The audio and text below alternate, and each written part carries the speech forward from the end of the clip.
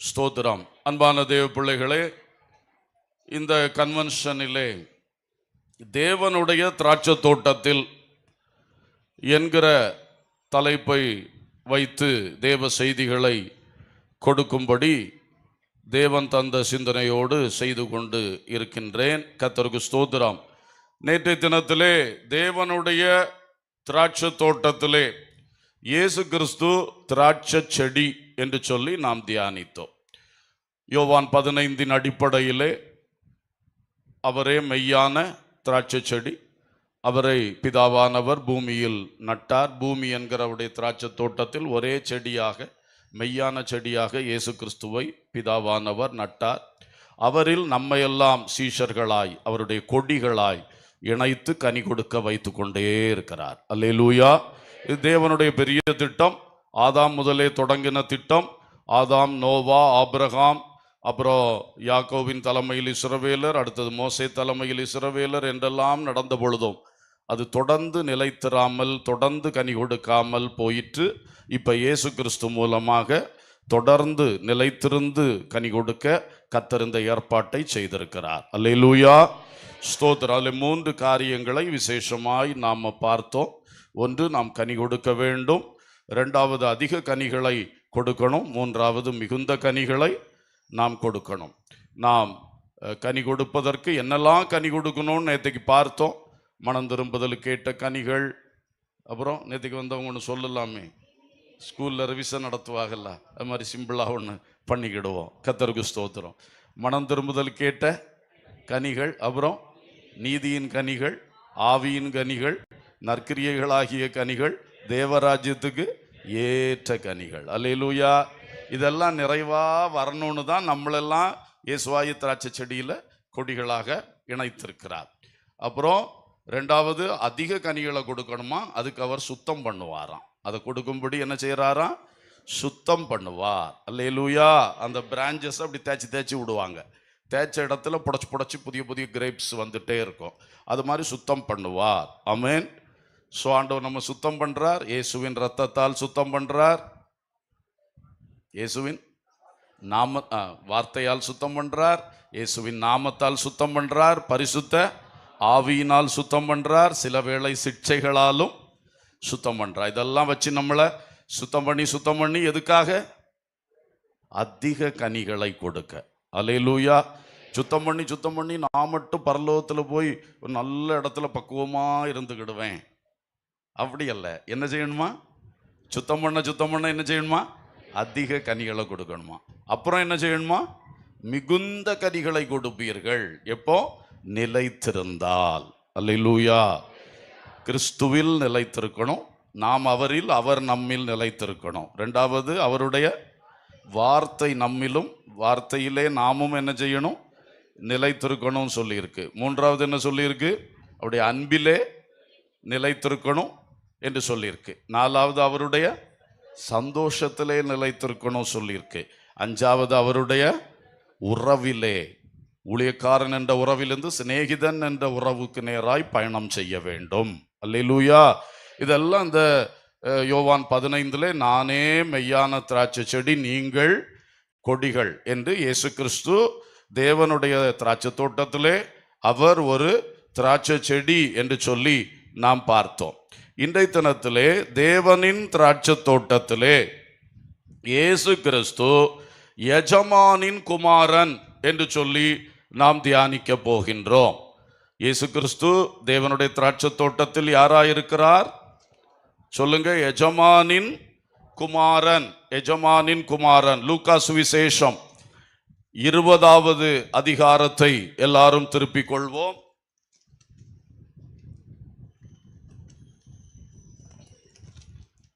Praise the Lord. 20ஆம் அதிகாரத்திலே அந்த வேத பகுதி ஒன்று வாசித்துடலாமா?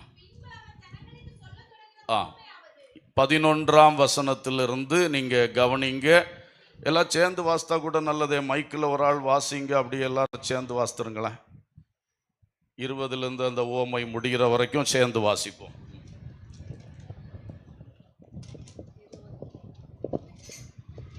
பின்பு அவன் ஜனங்களுக்கு சொல்ல தொடங்கின ஓமையாவது, பின்பு அவன் வேறொரு ஊழியக்காரனை அனுப்பினான். இல்ல 11ல தொடங்க, அப்பதானே சரியா வரும். சாரி. பின்பு அவன் ஜனங்களுக்கு சொல்ல தொடங்கின ஓமையாவது, ஒரு மனுஷன் ஒரு திராட்சை தோட்டத்தை உண்டாக்கி அதை தோட்டக்காரருக்கு குத்தகையாக விட்டு நெடுநாளாக புறதேசத்துக்கு போயிருந்தான்.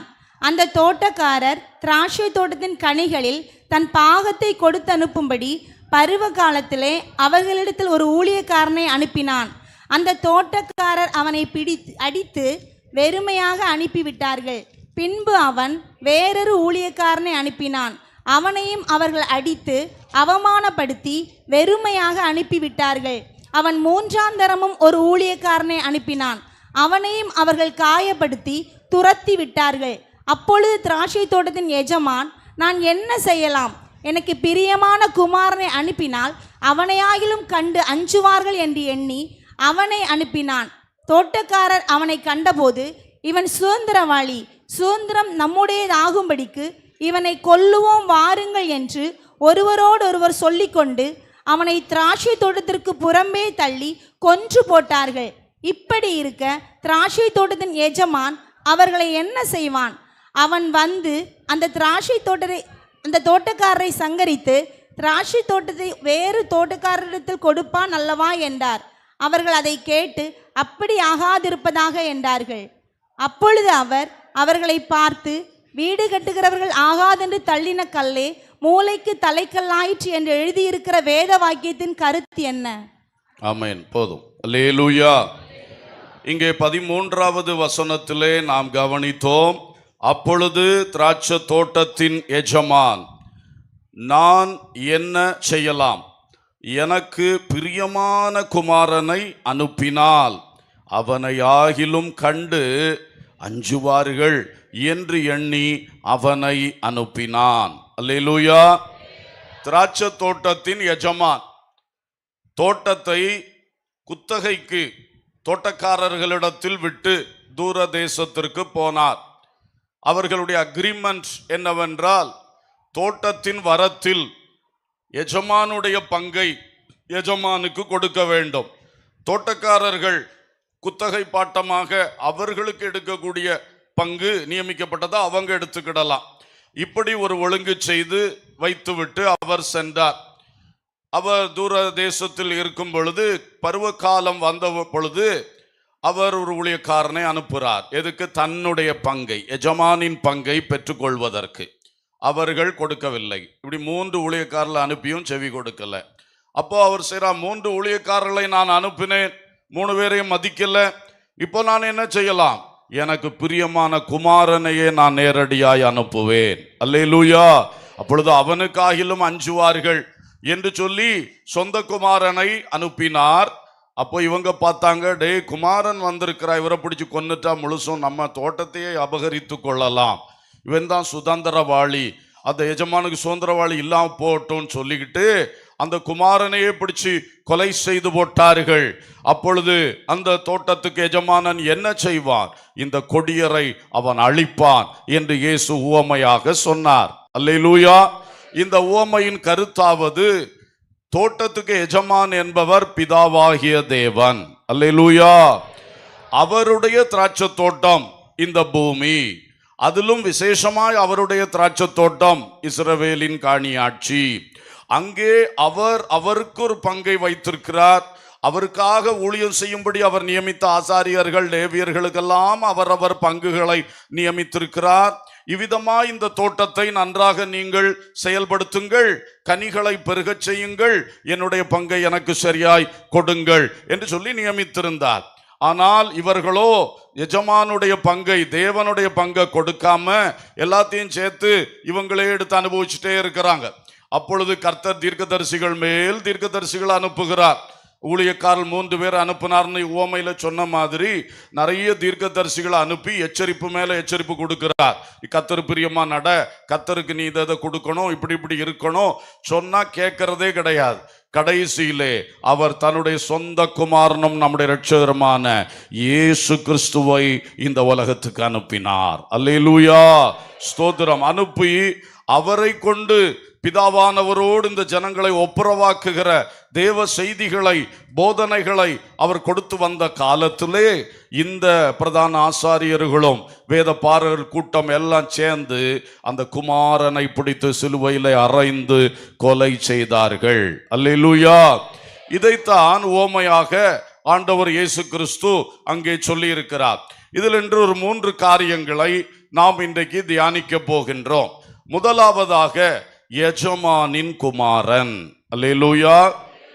எஜமானின் குமாரன் இயேசு கிறிஸ்து, பரம எஜமானின் குமாரன் இயேசு கிறிஸ்து என்கிற விஷயத்திலே நான் சில காரியங்களை உங்களுக்கு சொல்லும்படியாக விரும்புகின்றேன். கர்த்தருக்கு ஸ்தோத்திரம்.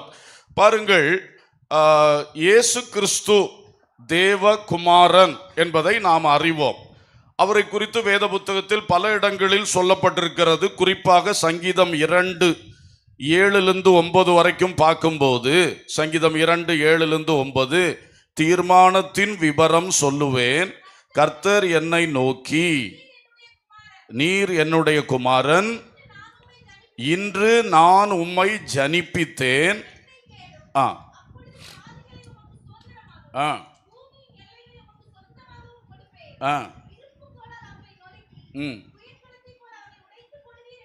ஸ்தோத்திரம்.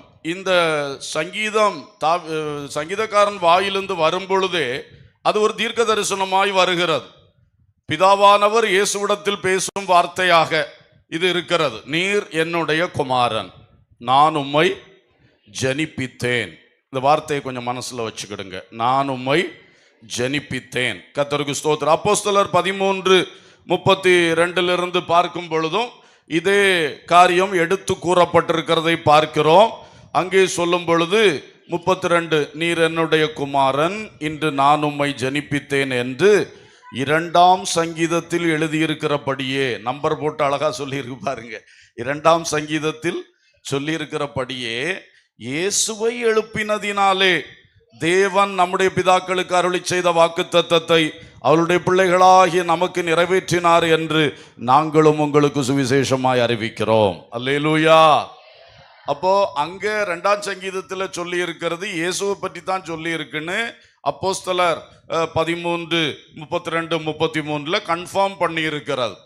இல்லாவிட்டால் அது தாவீதை பற்றி சொன்னதாக கருத்து கொள்ளுவார்கள். அது வெறும் தாவீதை பற்றி சொன்னதல்ல, அது தாவீதின் குமாரனாய் உலகுக்கு வந்த ஆண்டவர் இயேசு கிறிஸ்துவை குறித்து சொல்லப்பட்ட ஒரு வார்த்தை. அங்கே சொல்லப்பட்டிருக்கிறது, நான் உம்மை ஜனிப்பித்தேன்.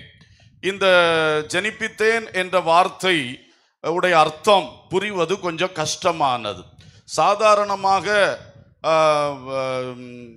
ஆபிரகாம் பிகாட் ஐசக் என்று சொல்லுவார்கள். ஆபிரகாம் ஈசாக்கை பெற்றான், பிகாட்டன்.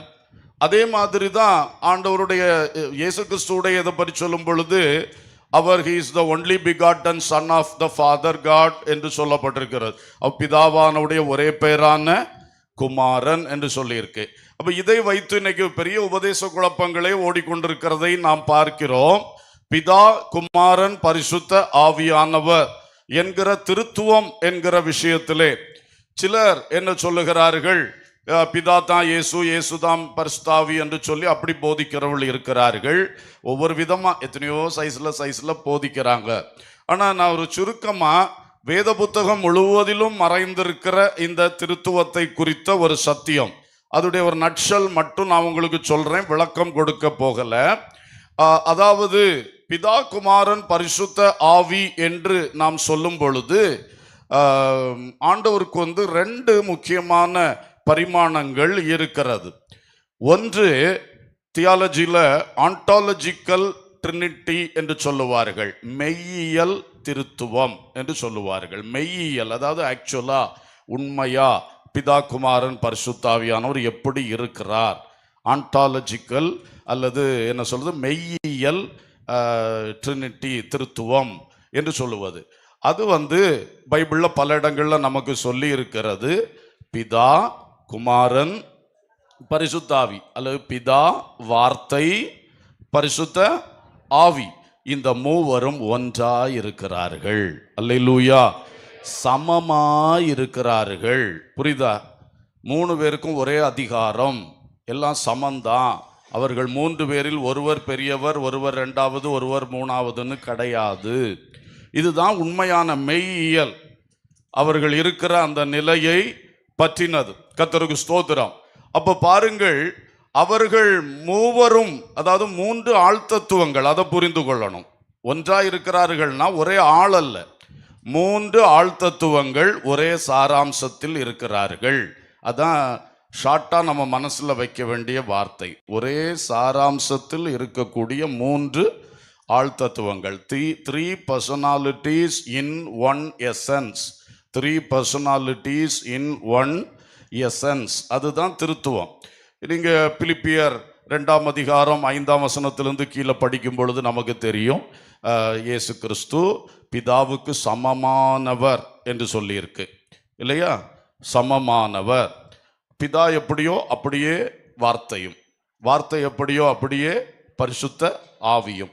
அப்படித்தான் அவர்களுடைய உண்மையான அந்த அவர்களுடைய என்ன சொல் பீயிங், அவருடைய பீயிங் அதுதான், மெய்யியல் அதுதான். கர்த்தருக்கு ஸ்தோத்திரம்.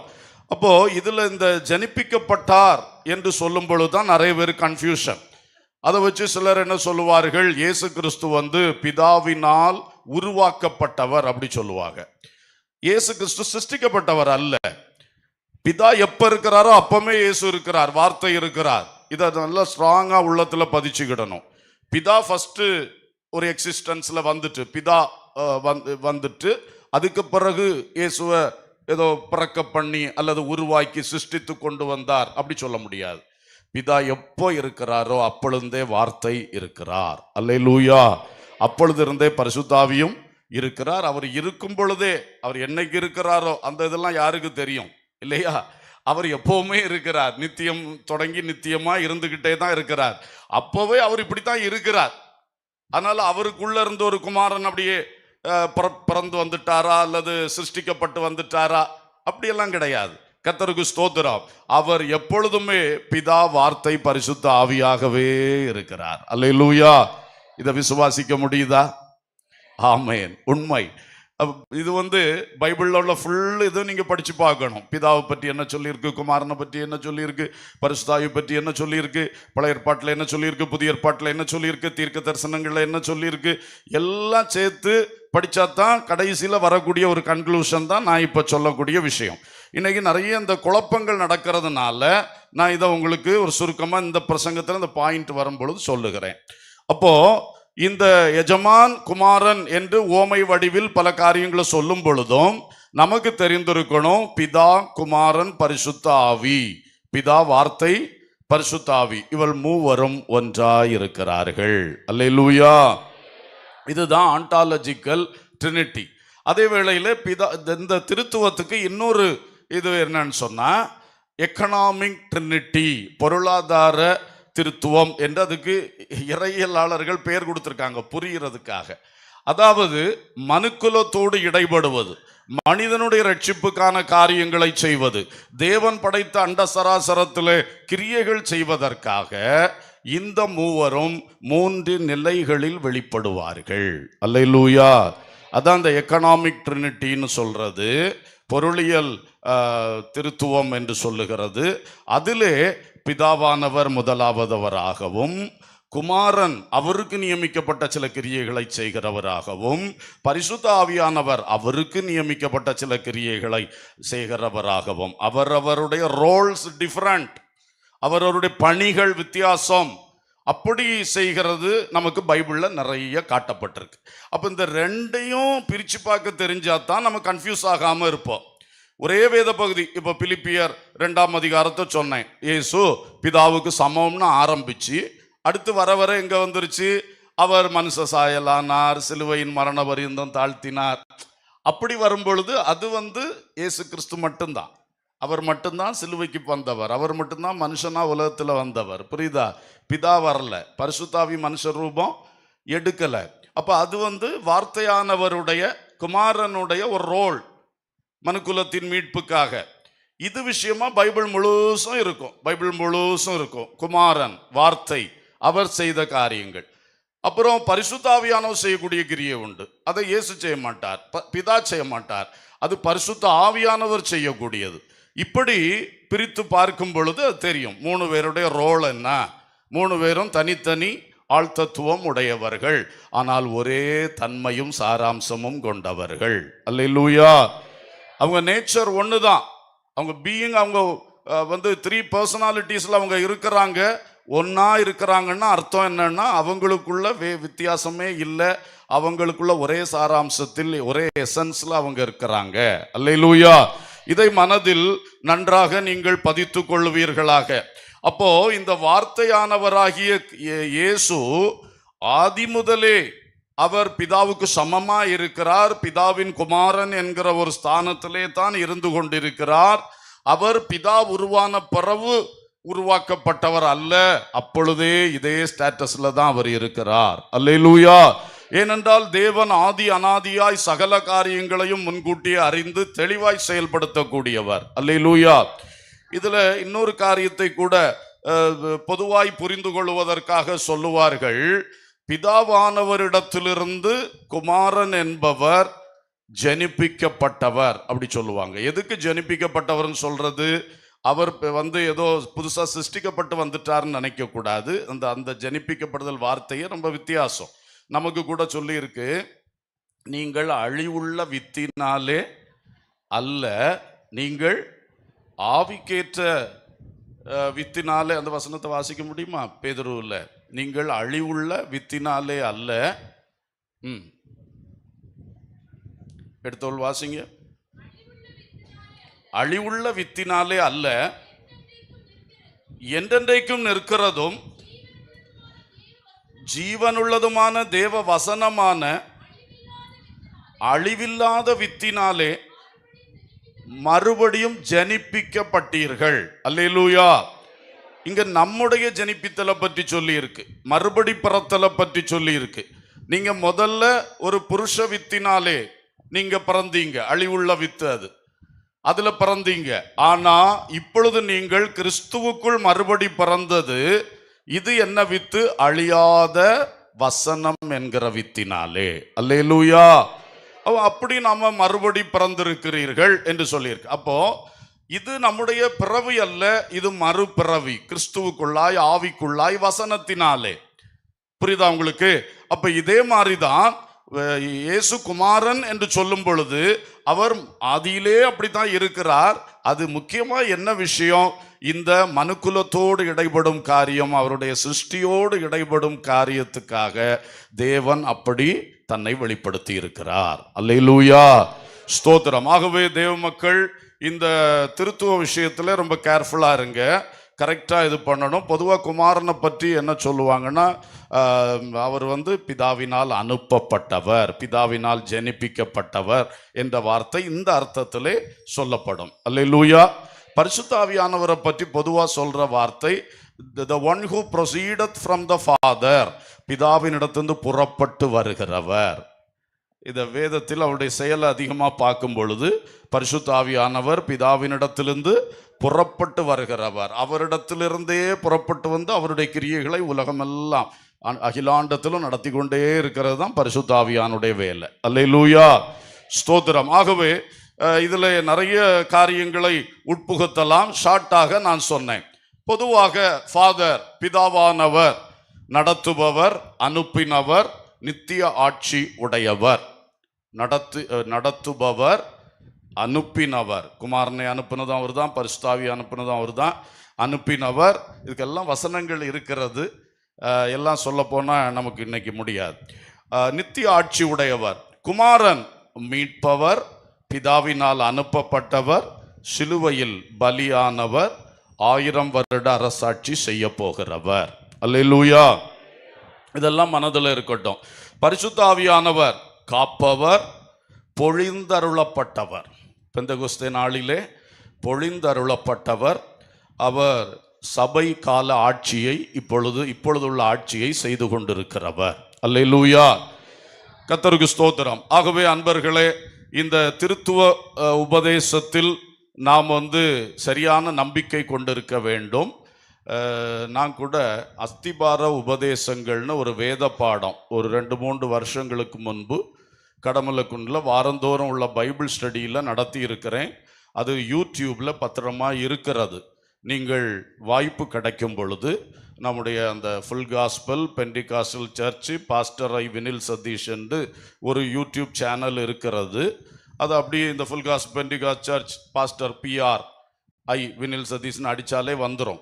அதுக்குள்ளே போய் அதுக்குள்ளே லைப்ரரின்னு ஒன்று இருக்கும். அதில் நீங்கள் போய் பார்த்தீங்கன்னா அஸ்திபார உபதேசங்கள்னு ஒரு தலைப்பு இருக்கும். அதுக்குள்ள 10 அஸ்திபார உபதேசங்கள் என்று நீண்ட காலம் எடுத்த ஸ்டடி அதில் இருக்கிறது. அதிலே தேவனை பற்றின விசுவாசம் என்ற தலைப்பிலே இந்த திருத்துவத்தை குறித்து ரொம்ப தெளிவாய் அநேக பாடங்கள் அதிலே இருக்கிறது. ஒரு விசை நீங்கள் அதை நிதானமாய் கேட்டு பார்த்தீர்கள் என்றால் உங்களுக்கு பிரயோஜனமாக இருக்கும் என்று நான் கர்த்தருக்குள் நம்புகிறேன். அல்லேலூயா. ஏனென்றால் இப்போ நிறைய பேர் இந்த மாதிரி குழப்ப ஆரம்பிச்சிட்டாங்க. புதுசு புதுசாக ட்ராக்ஸ் போடுறாங்க, அட்ராக்டிவான புக்லெட்ஸ் கொடுத்துட்டே இருக்கிறாங்க. இது நிறைய பேரை குழப்புகிறது. நான் சமீபத்தில் நம்ம மேடையிலே ஒருத்தர் இதை கொஞ்சம் குழப்பி பேசுனது ரொம்ப சங்கடமாக இருந்தது. கர்த்தருக்கு ஸ்தோத்திரம். அப்போ நம்ம இதில் எவ்வளோ கேர்ஃபுல்லாக இருக்கணும். ஃபுல் காஸ்பல் பெண்டிகாஸ்ட் சர்ச் நல்ல சத்தியத்தை போதிக்குதுன்னு ஊரெல்லாம் சொல்லும் பொழுது நம்மளே குழப்பத்தை போதிச்சிட்டோம்னா எங்கே போய் நிற்கிறது? அதனால் யாருக்கும் இந்த தவறு வரக்கூடாது. அதனால் விளம்பரத்துக்காக அல்ல, இந்த முக்கியமான விஷயத்துக்காக நான் சொல்லுகிறேன். நீங்கள் கண்டிப்பாக அதில் போய் அந்த அஸ்திபார உபதேசங்கள் என்ற தலைப்புக்குள்ள தேவனை பற்றின விசுவாசம் என்ற பாடத்துக்குள்ள நிறைய பாடங்கள் இதை பற்றி இருக்கிறது. நீங்க ஒரு தடவை அதை கேட்கும்படி அன்போடு கேட்டுக்கொள்கிறேன். அல்லேலூயா. எனவே எஜமானின் குமாரன் என்று சொல்லும் பொழுது அவர் ஏற்கனவே அவர் பிதாவுக்கு சமமானவர். ஆனால் குமாரன் என்கிற நிலையில் அவர் அறியப்படுகிறவர். அவருடைய குமாரன் என்கிற நிலையிலான கிரியைகளை இந்த பூமியில் அவர் செய்து முடித்து விட்டார். இனி மறுபடி ஆகாயத்தில் நம்மை சேர்த்து கொள்ள போகிறார். 1000 வருட அரசாட்சி இந்த பூமியில் செய்ய போகிறார். நித்திய ஆட்சியை ஸ்தாபிக்க போகிறார். அப்பொழுது 1 கொரிந்தியர் 15 சொல்லி இருக்கிற மாதிரி தேவனும் பிதாவுமாய் இருக்கிறவருக்கு அதிகாரத்தை என்ன செய்வார்? ஒப்பு கொடுப்பார், ராஜ்யத்தை ஒப்பு கொடுப்பார் என்று சொல்லி இருக்கு. ஸோ அது வரைக்கும் அவருடைய ரோல், இந்த மனுக்குலத்துக்கான அவருடைய ரோல் நடக்கும் என்று வேதம் சொல்லுகிறது. பிதாவானவர், வார்த்தையானவர், ஆவியானவர் மூவரோடு நாம் என்றென்றைக்குமாய் நித்தியத்திலே புதிய எருசலேமில் வாழ்வோம் என்று வேதம் நமக்கு அழகாக சொல்லுகிறது. அல்லேலூயா. ஆனால் இந்த திருத்துவத்தை குறித்து நீங்கள் அடிக்கடி போதனைகளிலும் பாஸ்டர்மார் சொல்லிக் கொடுக்க அன்போடு கேட்கிறேன். அதை பற்றின பாடல்களையும் சபையில் அப்போது பாடும் பொழுது அது மக்களுக்கு தெளிவாய் இருக்கும். அல்லேலூயா. சர்வலோகாதிபா நமஸ்காரம், சர்வ சிருஷ்டிகனே நமஸ்காரம், தாரை கடல் உயிர்வான் சகலமும் படைத்த தயாபர பிதாவே நமஸ்காரம், தாரை கடல் உயிர்வான் சகலமும் படைத்த தயாபர பிதாவே நமஸ்காரம், திரு அவதாரா நமஸ்காரம், ஜகத்தின் ரட்சகரே நமஸ்காரம், தரணியில் மனோட உயிரடைந்தோங்க மாண்டோய் நமஸ்காரம், தரணியில் மனோட உயிரடைந்தோங்க தருணியில் மாண்டோய் நமஸ்காரம், பரிசுத்த ஆவி நமஸ்காரம், பரமசத்குருவே நமஸ்காரம், அருமையாய் அணியா அகத்தினில் வசிக்கும் அரிய சித்தே சதா நமஸ்காரம், அருமையாய் அணியார் அகத்தினில் வசிக்கும் அரிய சித்தே சதா நமஸ்காரம், முத்தொழிலோனே நமஸ்காரம், மூன்றிலுண்டோனே நமஸ்காரம், கர்த்தாதி கர்த்தா கருண சமுத்திர நித்ய த்ரியேகத்வ நமஸ்காரம், கர்த்தாதி கர்த்தா கருண சமுத்திர நித்ய த்ரியேகத்வ நமஸ்காரம்,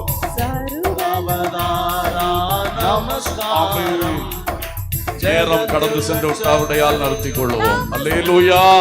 இந்த பாட்டு பாருங்க, பழைய ஒரு பாட்டு. முதல் சரணம் பிதாவை பற்றி சொல்லுது. மைக் செட்டுக்காரங்க எக்கோ கூட்டாதீங்க, என்ன பாட்டுனாலே ரொம்ப எக்கோ வைக்கிறீங்க. கர்த்தருக்கு ஸ்தோத்திரம். Praise the Lord. பாருங்க, முதல் சரணம் பிதாவை பற்றி சொல்லுது. சர்வலோகாதிபா நமஸ்காரம், எல்லாம் சிருஷ்டித்தவரேன்னு. அடுத்தது திரு அவதாரா, குமாரனாய் இரட்சகராய் உலகத்துக்கு வந்தவரேன்னு ரெண்டாம் சரணம் இயேசுவை பற்றி சொல்லுது. மூணாம் சரணம் பரிசுத்த ஆவியை பற்றி சொல்லுது. நாலாம் சரணம் 3 வரையும் சேர்த்து சொல்லுது. அல்லேலூயா. அழகான பாட்டு. நமக்கு கூட நம்ம இதில் இன்னொரு பாட்டு உண்டு. பிதா குமாரன் பரிசுத்த ஆவியானவராம் திருத்துவ தேவனை துதித்து பாட முடியுமா? பிதா குமாரன் பரிசுத்த ஆவியானவராம் திருத்துவ தேவனை துதித்திடுவோம். நித்தியத்தின் மகிமை பிரகாசத்தியானவராம் திருத்துவ தேவனை துதித்திடுவோம். நித்தியத்தின் மகிமை பிரகாசத்தில் சேரக்கூடாத ஒளிதனில், நித்தியத்தின் மகிமை பிரகாசத்தில் சேரக்கூடாத ஒளிதனில் ஒன்றில் ஒன்றாக ஜொலித்திடும் பரமபிதாவை ஸ்தோத்தரிப்போம். மூன்றில் ஒன்றாக ஜொலித்திடும் பரமபிதாவை ஸ்தோத்தரிப்போம். பிதா குமாரன் பரிசுத்த ஆவியானவராம் திருத்துவ தேவனை துதித்திடுவோம். பிதா குமாரன் பரிசுத்த ஆவியானவராம் திருத்துவ தேவனை துதித்திடுவோம். பாவத்தின் கோர பலியான சாபங்கள் தன்னில் ஏற்றுக்கொண்டு, பாவத்தின் கோர பலியான சாபங்கள் தன்னில் ஏற்றுக்கொண்டு, பாவிகளுக்காய் ஜீவன் தந்த தேவகுமாரனை ஸ்தோத்தரிப்போம். பாவிகளுக்காய் ஜீவன் தந்த தேவகுமாரனை ஸ்தோத்தரிப்போம். பிதா குமாரன் பரிசுத்த ஆவியானவராம் திருத்துவ தேவனை துதித்திடுவோம். பிதா குமாரன் பரிசுத்த ஆவியானவராம் திருத்துவ தேவனை துதித்திடுவோம். வல்லமையோடு வந்திறங்கி வரங்கள் யாவும் நமக்கிந்த, வல்லமையோடு வந்திறங்கி வரங்கள் பலவும் நமக்கிந்த, ஆவியின் வழியை தினம் காட்டும் பரிசுத்த ஆவியை ஸ்தோத்தரிப்போம். ஆவியின் வழியை தினம் காட்டும் பரிசுத்த ஆவியை ஸ்தோத்தரிப்போம். பிதா குமாரன் பரிசுத்த ஆவியானவராம் திருத்துவ தேவனை துதித்திடுவோம். பிதா குமாரன் பரிசுத்த ஆவியானவராம் திருத்துவ தேவனை துதித்திடுவோம். அல்லேலூயா. இந்த பாட்டுல கொஞ்சம் கூட புரியுதுல்ல வார்த்தைகள்? கர்த்தருக்கு ஸ்தோத்திரம். இதெல்லாம் அடிக்கடி பாட வேண்டிய ஒரு காலம். மக்களுக்கு அப்பதான் தெரிய என்ன செய்யும், பதியும். மோசே ஆண்டவர் கொடுத்த சத்தியத்தை எல்லாம் எழுதி வச்சுட்டு பாட்டாக என்ன செய்தாராம், பாட வச்சாராம். அப்பதான் உபதேசம் எல்லாம் என்ன செய்யுமா, உள்ளத்துல பதியும். பாட்டு எழுதுறவங்களும் கொஞ்சம் ஞான பாடல்கள், அதாவது உபதேசங்களை வழங்கக்கூடிய பாடல்களை என்ன பண்ணுங்க, அதிகமாக எழுதுங்க. அதெல்லாம் மக்களுக்குள்ள தங்கி இருக்கும். அல்லேலூயா. பழைய காலத்து பாட்டெல்லாம் 7 சரணம் இருக்கும். ஏன்னா ஒரு பிரசங்கத்துண்டே 7 குறிப்பாக இருக்கும். அதே சப்ஜெக்ட் அப்படியே விளக்கம் சொல்லிகிட்டே வரும். அதெல்லாம் ஞான பாடல்கள், கருத்து, அதாவது உபதேச விளக்க பாடல்கள் ரொம்ப நமக்கு தேவை. அதே மாதிரி ஒரு ஸ்தோத்திர ஜபம் எல்லாம் நடத்தும் பொழுதும் முதல்ல கொஞ்ச நேரம் பிதாவானவரை சொல்லி ஸ்தோத்திரம் பண்ணுறது, அடுத்து குமாரனா இயேசுவை சொல்லி ஸ்தோத்திரம் பண்ணுறது, அப்புறம் பரிசுத்த ஆவியானவரை சொல்லி ஸ்தோத்திரம் பண்ணுறது, தேவனுடைய மூவரும் சேர்ந்த கிரியைகளை எல்லாம் சொல்லி ஸ்தோத்திரம் பண்ணுறது. இப்படி அழகாக செய்தோம்னா அதெல்லாம் ரொம்ப தெளிவு இருக்கும். இந்த காலத்தில் மக்களுக்கு அப்போ ரொம்ப தெளிவாக இருக்கும். பாஸ்டர்ஸ் இதெல்லாம் பின்பற்றினீங்கன்னா ரொம்ப நல்லா இருக்கும். அல்லேலூயா, ஸ்தோத்திரம். சரி, அப்போ எஜமானின் குமாரன் ஆண்டவர் இயேசு கிறிஸ்து என்பதை இந்த உவமையில் முதல் விஷயமாக நாம் தியானித்தோம். இப்போ ரெண்டாவதாக எஜமானின் பங்கு. எஜமானின் பங்கு அந்த உவமையில் நம்ம பார்த்தோம். தோட்டத்தை தோட்டக்காரர் கையிலே எஜமானன் கொடுத்துட்டு போனார். அப்போ ஒப்பந்தம் என்னவென்றால், எஜமானுக்கு என்று நியமிக்கப்பட்ட தோட்டத்தின் வரத்தின் பங்கை எஜமானுக்கு அவர்கள் கொடுக்க வேண்டும் என்பதுதான் அந்த ஒப்பந்தம். அதை அவர்கள் மீறினதுனால தான் கடைசியிலே அவர்களை தண்டிப்பேன், அழிப்பேன் என்று அந்த உவமையிலே சொல்லப்பட்டிருக்கின்றது. கர்த்தருக்கு மகிமை உண்டாகட்டும்.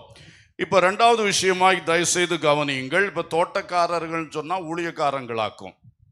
இந்த உவமையில் எஜமான் பரலோக பிதாவானவர், எஜமானின் குமாரன் ஆண்டவர் இயேசுவானவர், தோட்டக்காரர் இன்றைக்கு கர்த்தருடைய தோட்டமாகிய சபையை நடத்தும்படி பொறுப்பு பெற்றிருக்கிற தேவ ஊழியர்கள், சபை ஊழியர்கள்.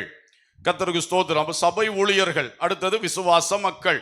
விசுவாச மக்கள் தான் இந்த தோட்டம், இந்த பண்ணை. நீங்கள் தேவனுடைய பண்ணையும் நாங்கள் தேவனுடைய உடன் வேலையாட்களும் என்று பவுல் சொல்லுகிறார்.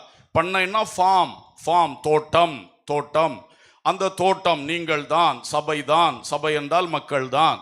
அந்த தோட்டத்தில் கர்த்தருடைய உடன் வேலையாட்களாய் நின்று ஊழியம் செய்து கர்த்தருக்குரியதை கர்த்தருக்கு செலுத்தி தனக்குரிய பங்கை மட்டும் தான் எடுத்துக்கொண்டு அந்த ஊழியத்தை செய்கிறவர்கள் தேவ ஊழியர்கள். அல்லேலூயா. அப்போ நம்ம இந்த எஜமானுடைய பங்கு என்ற விஷயத்துல கவனம் செலுத்தணும். இல்ல முதலாவது எல்லாருக்குமாக உள்ள ஒன்றை நான் நினைப்பூட்ட விரும்புகிறேன். நாம் எல்லாரும் கனிகளை கொடுக்கணும். கனிகளை கொடுக்கணும். நாம் தான் பண்ணை, நாம தான் திராட்சை செடிகள், ஊழியக்காரரும் அதில் ஒன்றுதான். இப்ப நாங்களும் இயேசு கிறிஸ்துவின் சீடர்கள் தான், விசுவாசிகள் தான். ஆண்டவருடைய ஊழியத்தை செய்வதற்கென்று அழைத்து பிரித்து எடுக்கப்பட்டு நியமிக்கப்பட்டிருக்கிறோம். Basically we are also believers, இல்லையா? எல்லாருமே என்ன செய்யணும்? கனி கொடுத்து கொண்டே தான் இருக்கணும். அல்லேலூயா. அப்போ கனி கொடுப்பதில் குறைபடக்கூடாது. வழியருகே ஒரு அத்திமரம் நின்றது. இயேசு கிறிஸ்து கனியை தேடினார். கனி இல்லாத உடனே சபித்தார். உடனடியாய் பட்டு போயிற்று. ஒரு திராட்சை தோட்டத்தில் ஒரு அத்திமரம் நடப்பட்டிருந்தது. அங்கே அந்த தோட்டத்தின் எஜமான் கனியை தேடுறாரு. அங்க கனி அந்த அத்திமரம் கொடுக்கல. இதை வெட்டி போடு என்று எஜமான் சொல்றார். அப்ப தோட்டக்காரன் பரிந்து பேசினான், 1 வருஷம் மட்டும் இருக்கட்டும் என்று சொன்னான். அதனால் அது உடனே வெட்டப்படாம அழிக்கப்படாம தப்பி கொண்டது என்று பார்க்கிறோம். அப்ப இந்த விஷயத்திலே நாம் அனைவரும் கனி கொடுக்க வேண்டும். கர்த்தருடைய தோட்டத்தில் இருக்கிறவர்கள் கனி கொடுக்கணும். வழியருகே நிற்கிறவன் கனி கொடுக்க முடியாது. அவனுக்கு யார் நீர் பாய்ச்சுவது, அவனுக்கு யார் உரம் போடுவது, அவனை யார் பாதுகாக்கிறது? ஆனா அங்க கூட போய் கனியை தேடினாரு. கர்த்தருக்கு ஸ்தோத்திரம். பாருங்கள், ஆனா தோட்டத்துக்குள் இருக்கிற பாக்கியம் பெற்ற நாம் கட்டாயம் கனி கொடுத்தாக வேண்டும். அல்லேலூயா, ஸ்தோத்திரம். இந்த வழியருகையும் தோட்டத்துக்குள்ளேயும் இருக்கிற அத்திமரங்கள் எதை காட்டுதுன்னா, இந்த சபைக்குள்ள கட்டுப்படாம, சபையில அங்கத்துவம் வைக்காம ஊர் சுற்றி திரிகிற மக்கள் தான் வழியருகே உள்ள அத்திமரங்கள். ஒரு சபையில நிலைக்க மாட்டாங்க. ஏன்னா அவங்களுக்கு ஒரு ஊழியக்காரருக்கு கீழே இருக்கிறது பிடிக்காது, முடியாது. அதனால இவர் சில சமயம் நல்லா சொல்லுவார், சில சமயம் என்னை கண்டிஷன் பண்ணுவார். அப்போ அந்த கண்டிஷனுக்கு நான் ஒத்துக்கிட முடியாது, ஏன் இஷ்டத்துப்படி நான் வாழணும். இப்படி 2-3 சபையில் போய் அவர் பார்ப்பார். அவருக்கு அந்த கண்டிஷன்களில் இருக்க முடியாதுன்னு சொன்னால் அவர் அப்புறம் தேசாந்திரியாக போக ஆரம்பிச்சிருவார். அவர் இனி எனக்கு சபையே கிடையாது, நான் ஒவ்வொரு சண்டே ஏதாவது சபைக்கு போவேன். அப்படி பைபிளில் சொல்லவே இல்லை. நீ வாரந்தோறும் ஒவ்வொரு சபைக்கு போகணும் எங்கேயா சொல்லியிருக்கா? இல்லை. அல்லேலூயா. தோட்டம்னா என்னது? அந்த செடியை ஒரு நாள் இங்கே இப்படி நட்டுக்கிட்டு, அடுத்த நாள் இன்னொரு தோட்டத்தில் நட்டுக்கிட்டு, அடுத்த நாள் இன்னொரு தோட்டத்தில் நட்டுட்டு இப்படி செய்ய முடியுமா? அது சத்தியத்தில் இல்லாத விஷயம். சிலர் என்ன செய்யறா, ஒரு ஆளுக்கு கீழ்ப்படிஞ்சு இருக்க முடியாது அவங்களுக்கு. அப்போ நீங்க கிறிஸ்துவின் சீஷனே அல்ல. அல்லேலூயா.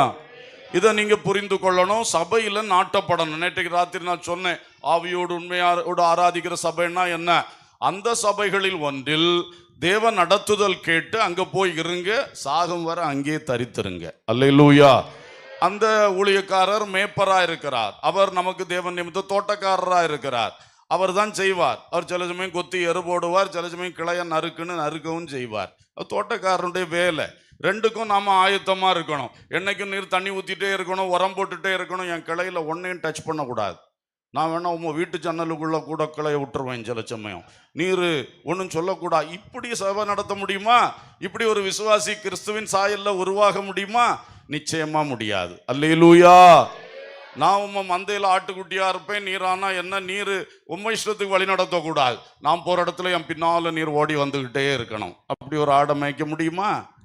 ஒத்த ஆட வேணாம், பின்னால ஓடிக்கிட்டே இருக்கலாம். ஒரு மந்தையை என்ன செய்ய முடியாது? அப்படி செய்யவே முடியாது. ஸோ பைபிள் சொல்லுகிற இந்த ரகசியங்களை புரிந்து கொள்ளுங்கள்.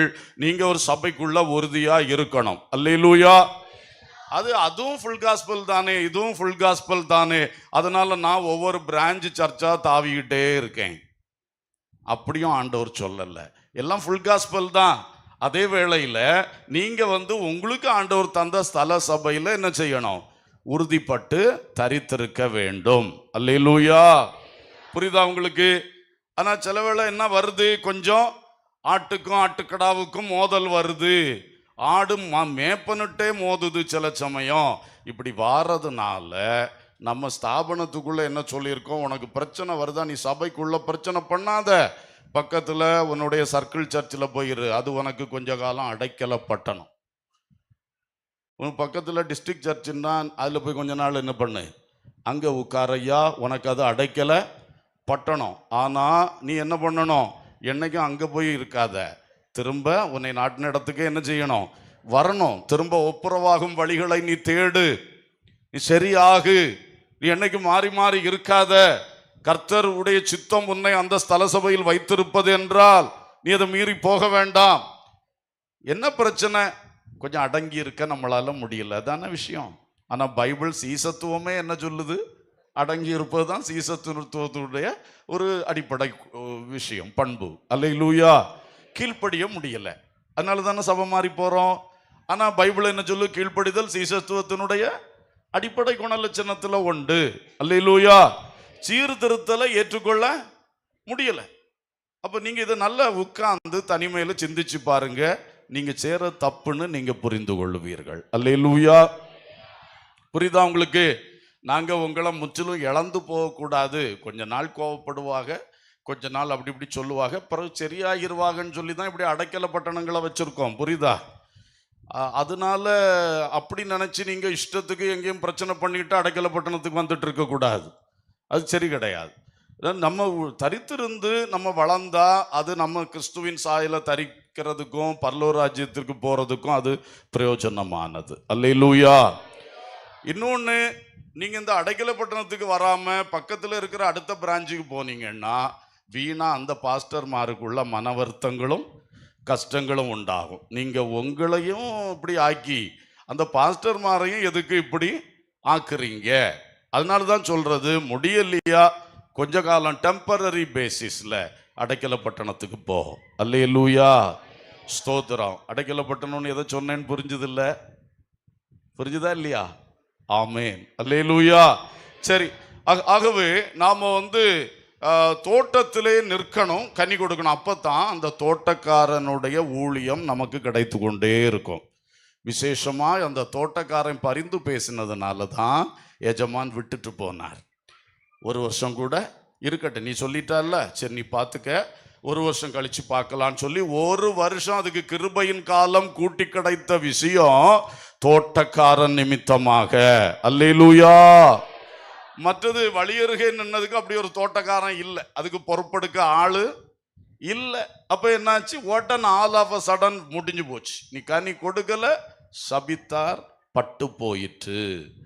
இது திடீர் ஆபத்துகள். அதனால தான் சொல்றது, சபைக்குள்ள இருக்கணும், தோட்டக்காரனுடைய இருக்கணும். எபிரேயர் 13:17 என்ன சொல்லுகிறது? உங்களை நடத்துகிறவர்கள் உங்கள் ஆத்துமாக்களுக்கு உத்தரவாதம் பண்ணுகிறவர்களாய் விழித்திருக்கிறபடியால் அவர்கள் துக்கத்தோட அல்ல சந்தோஷத்தோடே அப்படி செய்யும்படி அவர்களுக்கு கீழ்ப்படிந்து அடங்குங்கள். அவர்களுக்கு யாருக்கு? உங்க ஆத்துமாவுக்கு உத்தரவாதம் பண்றது யாரு? உங்க சபை மேய்ப்பன். அல்லேலூயா. வேற யாரும் ஆத்துமாவுக்கு உத்தரவாதம் பண்ண முடியாது. சுவிசேஷகன் வந்து உங்க ஆத்துமாவுக்கு உத்தரவாதம் பண்ண முடியாது. தீர்க்கதரிசி என்று பெயர் பெற்றவர் வந்து உங்க ஆத்துமாவுக்கு நினைச்ச முடியாது. உங்களை ஒரு மேய்ப்பன் கையில கொடுத்திருக்கிறார், உங்களை ஒரு தோட்டக்காரன் கையில கொடுத்திருக்கிறார். அவர் தான் உங்க ஆத்துமாவுக்கு உத்தரவாதம் பண்ணணும்னு கர்த்தரால் நியமிக்கப்பட்டவர். அல்லேலூயா. அப்ப அவருக்கு நீங்க கீழ்ப்படியணுமா அடங்கணுமா? கீழ்ப்படிந்து அடங்கி நீங்க நடந்து கொண்டீங்கன்னா அவர் சந்தோஷமா உங்களுக்காக திறப்பிலே நின்று, திறப்பின் வாசலிலே நின்று ஜெபம் பண்ணி கொண்டே இருப்பார். அல்லேலூயா, அல்லேலூயா. அது உங்களுக்கு பிரயோஜனமாக இருக்கும். ஆமென். இல்ல நீங்க அவரை போட்டு தொந்தரப்படுத்திட்டே இருந்தீங்கன்னா, அவருடைய மனைவியை போட்டு தொந்தரப்படுத்திட்டே இருந்தீங்கன்னா, அவருடைய பிள்ளைகளை போட்டு சும்மா தொந்தரவு பண்ணிக்கிட்டே இருந்தீங்கன்னா, ஏதோ அவதூறு பேசிட்டே தெரிஞ்சீங்கன்னா, தேவையில்லாம விசுவாசிகள் ஒருத்தருக்கு ஒருத்தர் ஊழியக்காரர் குடும்பம், ஊழியக்காரர் பிள்ளையை பாரு, அதை பாரு, இதை பாருன்னு கிளப்பி விட்டுட்டே இருந்தீங்கன்னா அவர் உள்ளம் வேதனைப்படும். அந்த அம்மாவுடைய உள்ளம் வேதனைப்படும். வேதனையோடு உங்களுக்காக ஜெபம் பண்ணுவாங்க. அது உங்களுக்கு பிரயோஜனமா இருக்க மாட்டாதே.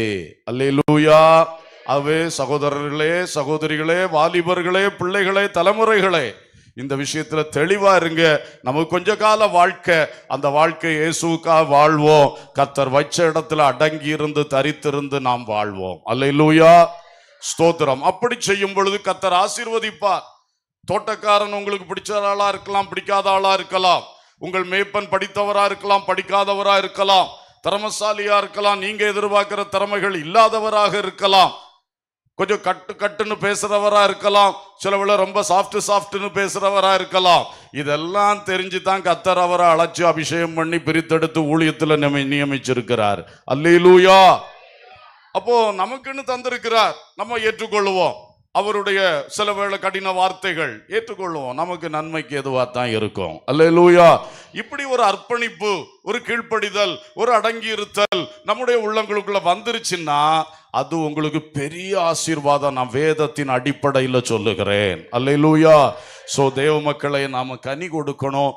நல்ல கனி கொடுத்தா தான் எஜமானுக்குரிய பங்கு எஜமானுக்கு போகும், தோட்டக்காரனுக்குள்ள பங்கு தோட்டக்காரனுக்கு போகும். நாம தான் நல்லா கனி கொடுக்கணும். கனிகளை பற்றி நேற்றைக்கு இரவு ரொம்ப டீட்டெயில்டா நம்ம பார்த்துட்டோம். மனம் திரும்புதல் கேட்ட கனிகள்னா என்ன, நீதி கேட்ட கனின்னா என்ன, ஆவியின் கனிகள்னா என்னென்ன, நற்கிரியலாகிய கனிகள் என்ன, தேவராஜ்யத்துக்கு ஏற்ற கனிகள் என்ன, எல்லாம் நம்ம டீட்டெயிலா பார்த்தோம். அந்த எல்லா கனிகளை கொடுக்க வேண்டும். அல்லேலூயா. சரி, அடுத்ததாக தோட்டக்காரராக இருக்கிறவர்கள் நம்ம இந்த கனிகளை நம்ம கையில வருது, நம்ம கையில தான் எல்லாமே நம்ம நடத்திக்கிட்டே இருக்கிறோம். அப்ப இதுல எஜமானுடைய பங்கை கரெக்டா எஜமானு கொடுத்துடணும். அங்க தோட்டக்காரன் கை வச்சான்னா இந்த உவமையில ரொம்ப கிளியரா சொல்லியிருக்கு, அவனை அழிப்பார். ரொம்ப கடினமான வார்த்தை தான், ஆனா அந்த உவமையில அந்த வார்த்தை தான் சொல்லியிருக்கு. அந்த கொடியரை என்ன செய்வார்? அப்படித்தானே வாஸ்தவம், அழிப்பார். இந்த நிலைமை ஊழியக்காரங்களுக்கும் வந்துடக்கூடாது. அப்போ நம்ம எஜமானுடைய பங்கு என்ன, அதை கரெக்டா எஜமானு கொடுத்துடணும். அதுல கை வச்சிடவே கூடாது. ஸ்தோத்திரம். மிஞ்சி போயிடவே கூடாது. ஸ்தோத்திரம். நோவா புதிய பூமியிலே பயிரிட்டு திராட்சை தோட்டம் நாட்டி பயங்கரமான ஜூஸ் கிடைச்சது அவருக்கு. குடின்னு குடிச்சு கடைசியில் என்னாச்சு? வஸ்திரம் போட்டிருக்கனா போடலையான்னு தெரியாம தூங்கிட்டு இருந்தார். அதனால ஒரு சந்ததியே சாபம் பெற்று பரிதாபமா போச்சு. நாமும் கூட அந்த சந்ததி இன்னும் சரித்திர ஆராய்ச்சியாளர்கள் சொல்லுகிறார்கள். கர்த்தருக்கு ஸ்தோத்திரம். எப்படி கிறிஸ்துவுக்குள்ள வந்ததுனால ஆசீர்வதிக்கப்பட்டிருக்கிறோம். அல்லேலூயா. அப்போ பாருங்க எப்படி போச்சு. நோவா தாத்தா ஓவரா அனுபவிச்சிட்டார். இது ஊழியர்களுக்கு ஒரு எச்சரிப்பு. நமக்குடைய பங்கை நம்ம அனுபவிக்கணுமே தவிர அதுக்கு மிஞ்சி அனுபவிக்க கூடாது. அது ஆபத்திலையும் நஷ்டத்திலையும் அல்லது வேதனையிலையும் கஷ்டத்திலையும் தான் போய் முடியும். அல்லேலூயா. இதுல நம்ம கவனமாக இருக்க வேண்டும். இப்போ 1-2 காரியங்களை நான் உங்களுக்கு ஞாபகப்படுத்த விரும்புகின்றேன். கர்த்தருக்கு ஸ்தோத்திரம். முக்கியமாக எஜமானுக்கு நாம கொடுக்க வேண்டிய பங்குகள் என்ன? மல்கியா 1:6. குமாரன் தன் பிதாவையும் ஊழியக்காரன் தன் எஜமானையும் கனம் பண்ணுகிறார்களே, நான் பிதாவானால் என் கனம் எங்கே? நான் எஜமானானால் எனக்கு பயப்படும் பயம் எங்கே என்று சேனைகளின் கர்த்தர் தமது நாமத்தை அசட்டை பண்ணுகிற ஆசாரியர்களாகிய உங்களை கேட்கிறார். அல்லேலூயா. முதல்ல கனம், தேவ பயம். இது அவர் சொல்றார். நான் எஜமான், நான் பிதாவானவர். அப்ப எனக்கு உரிய கனம் எங்க? எனக்கு நீங்க பயப்படும் பயம் எங்கே? ஆசாரியர்களே, உங்க வாழ்க்கையில நீங்க மேடையில் நிற்கும் பொழுது தேவ பயம் இருக்கிறதா? அதை அவருக்கு கொடுக்கிறோம். இப்ப நான் மேடையில்னு பேசிட்டு நிக்கிறேன்னா நான் தேவ பயத்தோடு நிக்கணும். இது அவர் தந்த மேடை, அவர் தந்த மைக்கு, அவர் தந்த டைம். அல்லேலூயா. எல்லாருக்கும் கொடுப்பாங்களா? தலைமை பாஸ்டருக்கு நல்லாவே கொடுக்கறாங்க. அப்ப இது யார் தந்தது? தேவன் தந்தது. அப்போ நான் அதற்குரிய பயபக்தியை அவருக்கு கொடுத்துக்கிட்டே தான் நிக்கணும். அல்லேலூயா. அந்த தேவ பயம் மீறி என் இஷ்டத்துக்கு ஏதாவது பேசவும் செய்யவும் இதை பயன்படுத்தவும் ஆரம்பிச்சேன்னா அதுதான் நான் பிதாவானால் எனக்கு பயப்படும் பயம் எங்கே?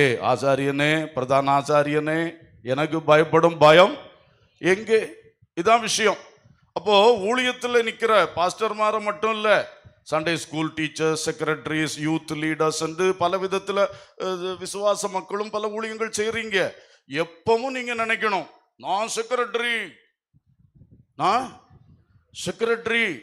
நல்லது. உங்களை யார் செய்யா செக்ரட்டரி ஆக்குனது? அவருக்கு பயப்படும் பயம் எங்கே? அல்லேலூயா. அடுத்தது அவர் யார் மூலம் ஆக்கி வச்சாரு? உங்களை யார் மூலம் ஆக்கி வச்சாரு? உங்க தோட்டத்துக்காரன், உங்க மேய்ப்பன் மூலமா தான் என்ன பண்ணாரு? ஆக்கி வச்சார். அப்ப அவருக்கும் பயப்படணும், கீழ்ப்படியணும், சொல்லவ கேட்டு என்ன செய்யணும்? நடக்கணும். அப்படித்தானே? சரி, இது நம்ம கொடுக்கணும். கனம், கர்த்தரை கனம் பண்ணணும், கர்த்தருடைய ஆலயத்தை கனம் பண்ணணும், அவருடைய மேடையை நம்ம கனம் பண்ணணும். அல்லேலூயா. நிச்சயமாக ஸ்தோத்திரம். இன்னைக்கு இது போயிடுச்சு. இன்னைக்கு ஆவிக்குரிய சபை என்று சொல்லப்படுகிற மேடைகளிலும் தேவ பயமும் இல்லை, தேவனுக்கு கொடுக்கிற கனமும் இல்லை. பாட்டுன்னு பேரு, ஆனா அது தேவனுக்கு பயப்படும் பாட்டு அல்ல, கர்த்தரை கனம் பண்ணுகிற பாட்டு அல்ல.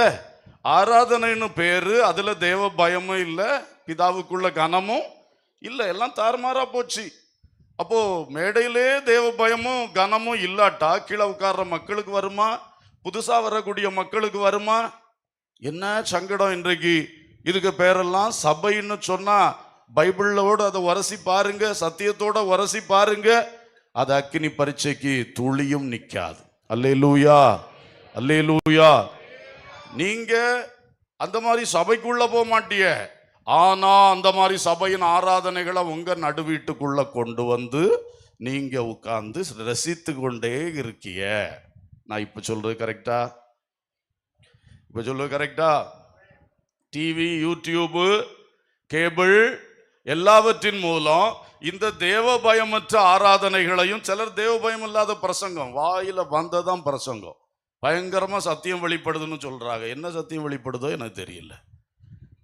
அவங்க பேச்ச கொஞ்ச நேரம் கேட்டா நமக்கு இருக்கிற தேவ பக்தி இல்லாம போகும், கர்த்தர் மேல இருக்கிற கனம் இல்லாம போகும். அந்த அளவுக்கு பேச்சு நடக்கு. தன்னை உயர்த்துகிறது, தான் பெரிய வீரனை போல காட்டுறது, இயேசுவை உயர்த்துறது கிடையாது, பவ்யமா பேசுறது இல்லை, மக்களையும் மதிக்கிறது இல்லை. முதல்ல தேவனையும் மதிக்கல, பிறகு எங்க மக்களை மதிப்பாரு?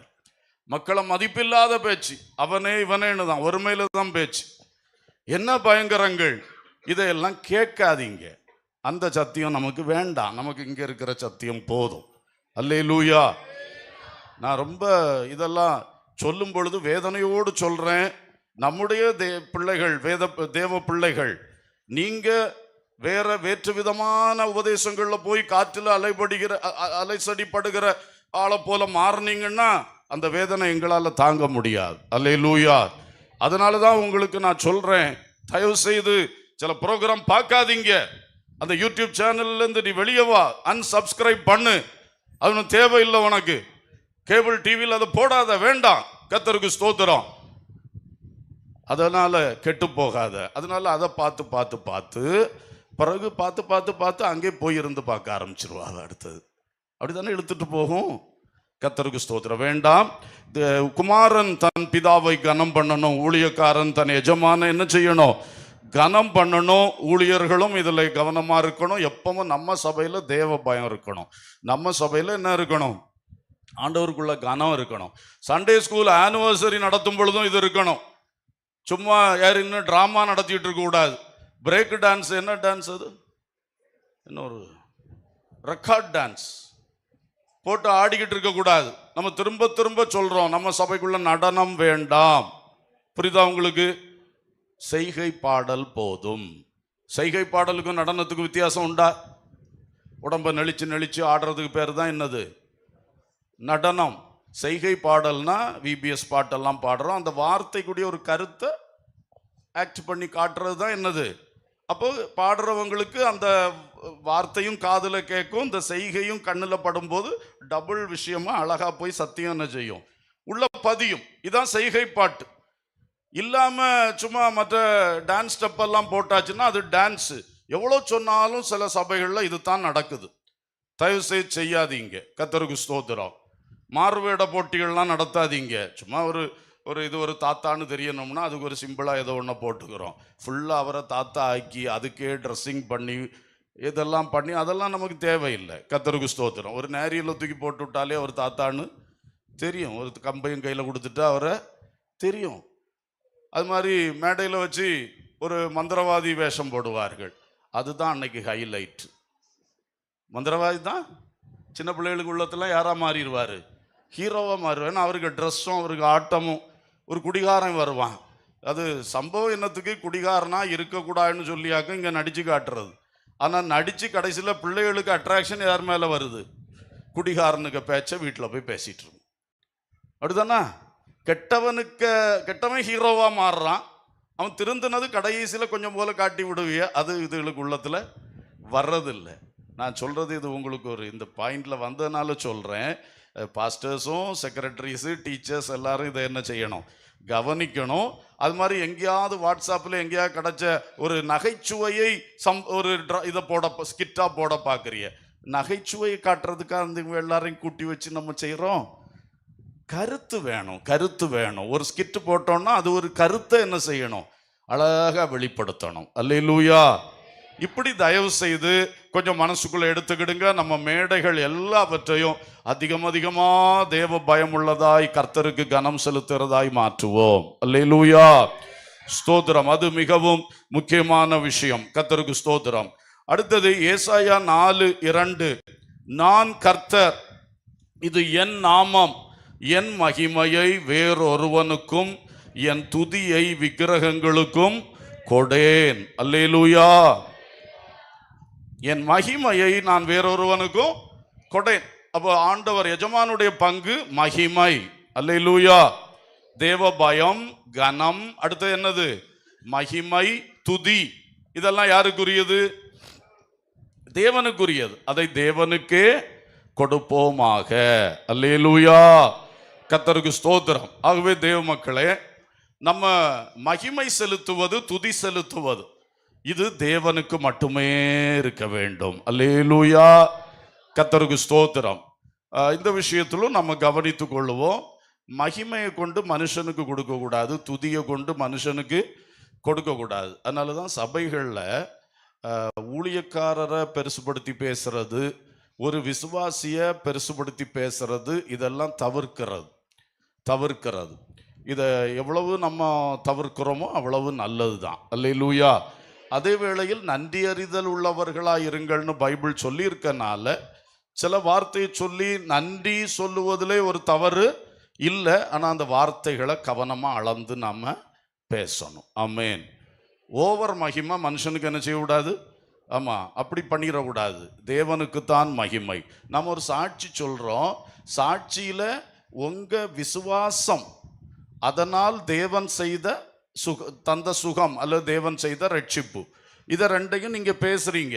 எதை உயர்த்தி பேசுகிறீங்க யோசித்து பாருங்க. நான் விசுவாசித்தேன் விசுவாசித்தேன் உள்ளதை ரொம்ப உயர்த்தி கடைசியில் இயேசு சுகம் தந்தார்னு சிம்பிளா சொல்லி முடிச்சா அது தேவனுக்கு மகிமை இல்லை. நீங்க பெரிய விசுவாச வீராங்கனைன்னு உங்களுக்கு என்ன பண்ணிக்கிட்டீங்க? மகிமையை செஞ்சுக்கிட்டீங்க. அப்படிதானா? நான் சொல்ல புரிஞ்சுக்கிடணும். நிறைய பேர் சொன்னா ஜபத்தால் நடந்தது, ஜபத்தால் நடந்தது. இன்னைக்கு நிறைய பேருக்கு சாட்சி என்னதுதான் சொல்லுங்க. அப்படிதான் இன்னைக்கு கேட்கிறோம் காது நிறைய. ஜபத்தால் சொல்லு இல்லை, ஒன்றும் பாவம் வராதம்மா ஐயா. ஜபத்தால் அப்ப இயேசு செய்யலையா? ஜபம் என்கிற ஆயுதத்தை வச்சு நீ எல்லாம் பண்ணிட்டு போயிருவியா? இயேசு வேண்டாமா? நீ ஜபித்தாய், ஆனா செய்தது யார்? அதை ஸ்ட்ராங்கா பேசுறது கிடையாது. நிறைய பேர் அதை சொல்றதே கிடையாது. ஜபத்தால் நடக்கும். பிரசங்கமே இப்ப அப்படிதான் போகுது. ஜபத்தால் நடக்கும், ஜபத்தால் நடக்கும். ஜபத்தால் எல்லாம் நடக்குமா? ஆபிரகாம் சோதம் கொமோராவுக்காக நல்லா தானே ஜபிச்சாரு. என்ன நடந்து? காலையில பார்த்தாரு புகையா போகுது அங்க. ஜபம் அப்படித்தானே? அப்ப எல்லாம் ஜபத்தால் நடக்குமா? ஜபத்தால் நீ தேவ சித்தத்தை மாத்திருவியா? ஜபத்தால் நீ தேவனை பிடிச்சு நடத்திருவியா? ஒன்றும் செய்ய முடியாது. அவர் இறங்கினாத்தான், ஜபம் கேட்கப்பட்டாதான் காரியம். ஒரு அல்லேலூயா சொல்லுவோம். ஏன்னா இது இப்ப பரவலா நடக்கக்கூடிய தவறாக்கும். ஜபிப்போம் ஜபிப்போம் ஜபிப்போம் ஜெயம் பெறுவோம். தப்பு இல்லை. ஆனா யாரை விட்டுட்டாங்க? கிரியை செய்கிறவரை விட்டுட்டாங்களே. ஜபந்தான் ஜெயம். அது ஒரு மந்திரம் மாதிரி ஆயிட்டே. இப்போ அந்த மாதிரி நம்ம ஆக்கிடக்கூடாது. நம்ம மக்களுக்கு சரியா அது மாதிரி சாட்சி சொல்லும் போதே நீங்க வார்த்தைகளை கவனிக்கணும். நான் ஜெபித்தேன், ஆண்டவர்கிட்ட கேட்டேன், ஆண்டவர் எனக்கு இரக்கம் செய்தார், இயேசு எனக்கு இந்த அற்புதத்தை செய்தார். அதை எடுத்து ஸ்ட்ராங்கா சொல்லணும். அப்பதான் கேட்கிற ஒரு புதிய ஆளுக்குள்ள அது போகும். இயேசு செய்தார், இயேசு செய்தார். அல்லேலூயா. இவைகளில் கவனமா இருங்க. நம்ம மேடையில் நின்று பேசும் பொழுதும் கொஞ்சம் கவனமா நம்ம செய்ய வேண்டியது அவசியம். சில வேளை சாட்சி எழுதி தருவார்கள் சர்ச்சில் எல்லாம். இப்ப ரொம்ப கவனமா இருந்து தலைமை பாஸ்டர் ஜெபித்தார், எனக்கு சுகம் கிடைச்சது, அதுல தலைமை பாஸ்டரை வெட்டி விட்டுருவேன். வாசிக்கிறது தானே. மதர் ஜெபித்தார்கள், எங்களுக்கு சுகம் கிடைச்சி, மதரை வெட்டி விட்டுருவேன். பாஸ்டர் அம்மா ஜெபித்தார்கள், எனக்கு சுகம் கிடைச்சி, பாஸ்டர் அம்மா பேரை வெட்டி விட்டுருவேன். ஊழியர்கள் ஜெபித்தார்கள், ஆராதனையில் நான் ஜெபித்தேன், ஆண்டவர் எனக்கு உதவி செய்தார், அப்படி போட்டேன். கர்த்தருக்கு மகிமை செலுத்துவோம். அல்லேலூயா. கர்த்தருக்கு ஸ்தோத்திரம். ஆகவே எந்த அளவுக்கு நம்ம கர்த்தருக்கு மட்டுமே மகிமை கொடுக்க நம்ம பிரயாசப்படுறோமோ அந்த அளவுக்கு நம்முடைய சபை கர்த்தருடைய மகிமையால் நிறைந்திருக்கும். அல்லேலூயா. அங்க அந்த மேன்மை உண்டாகும். மக்கள் ஆசீர்வதிக்கப்படுவார்கள். கர்த்தருடைய கிரியை பெரிதாக விளங்கும். அல்லேலூயா. ஆகவே எந்த விஷயத்திலும் மகிமை செலுத்துகிறது நம்ம இது பண்ணணும். ஓவரா எந்த மனுஷனையும் பெருசுபடுத்த கூடாது. ஸ்தோத்திரம். நான் கூட நம்ம பிரசங்கத்துக்கு கெஸ்ட் வரும்போது ஒரு கைத்தட்டுற பழக்கம் இருக்கு. அடிக்கடி எனக்கு கொஞ்சம் ஒரு இதாக இருக்கும். அதை என்ன சொல்லணும்னு எனக்கு தெரியாதனால ஒன்றும் கண்டுகிடுறது இல்லை. ஆனாலும் பிரசங்கியார் வர சமயம் ஒரு கேப் ஃபில்லிங் ஒன்று வேணுமே.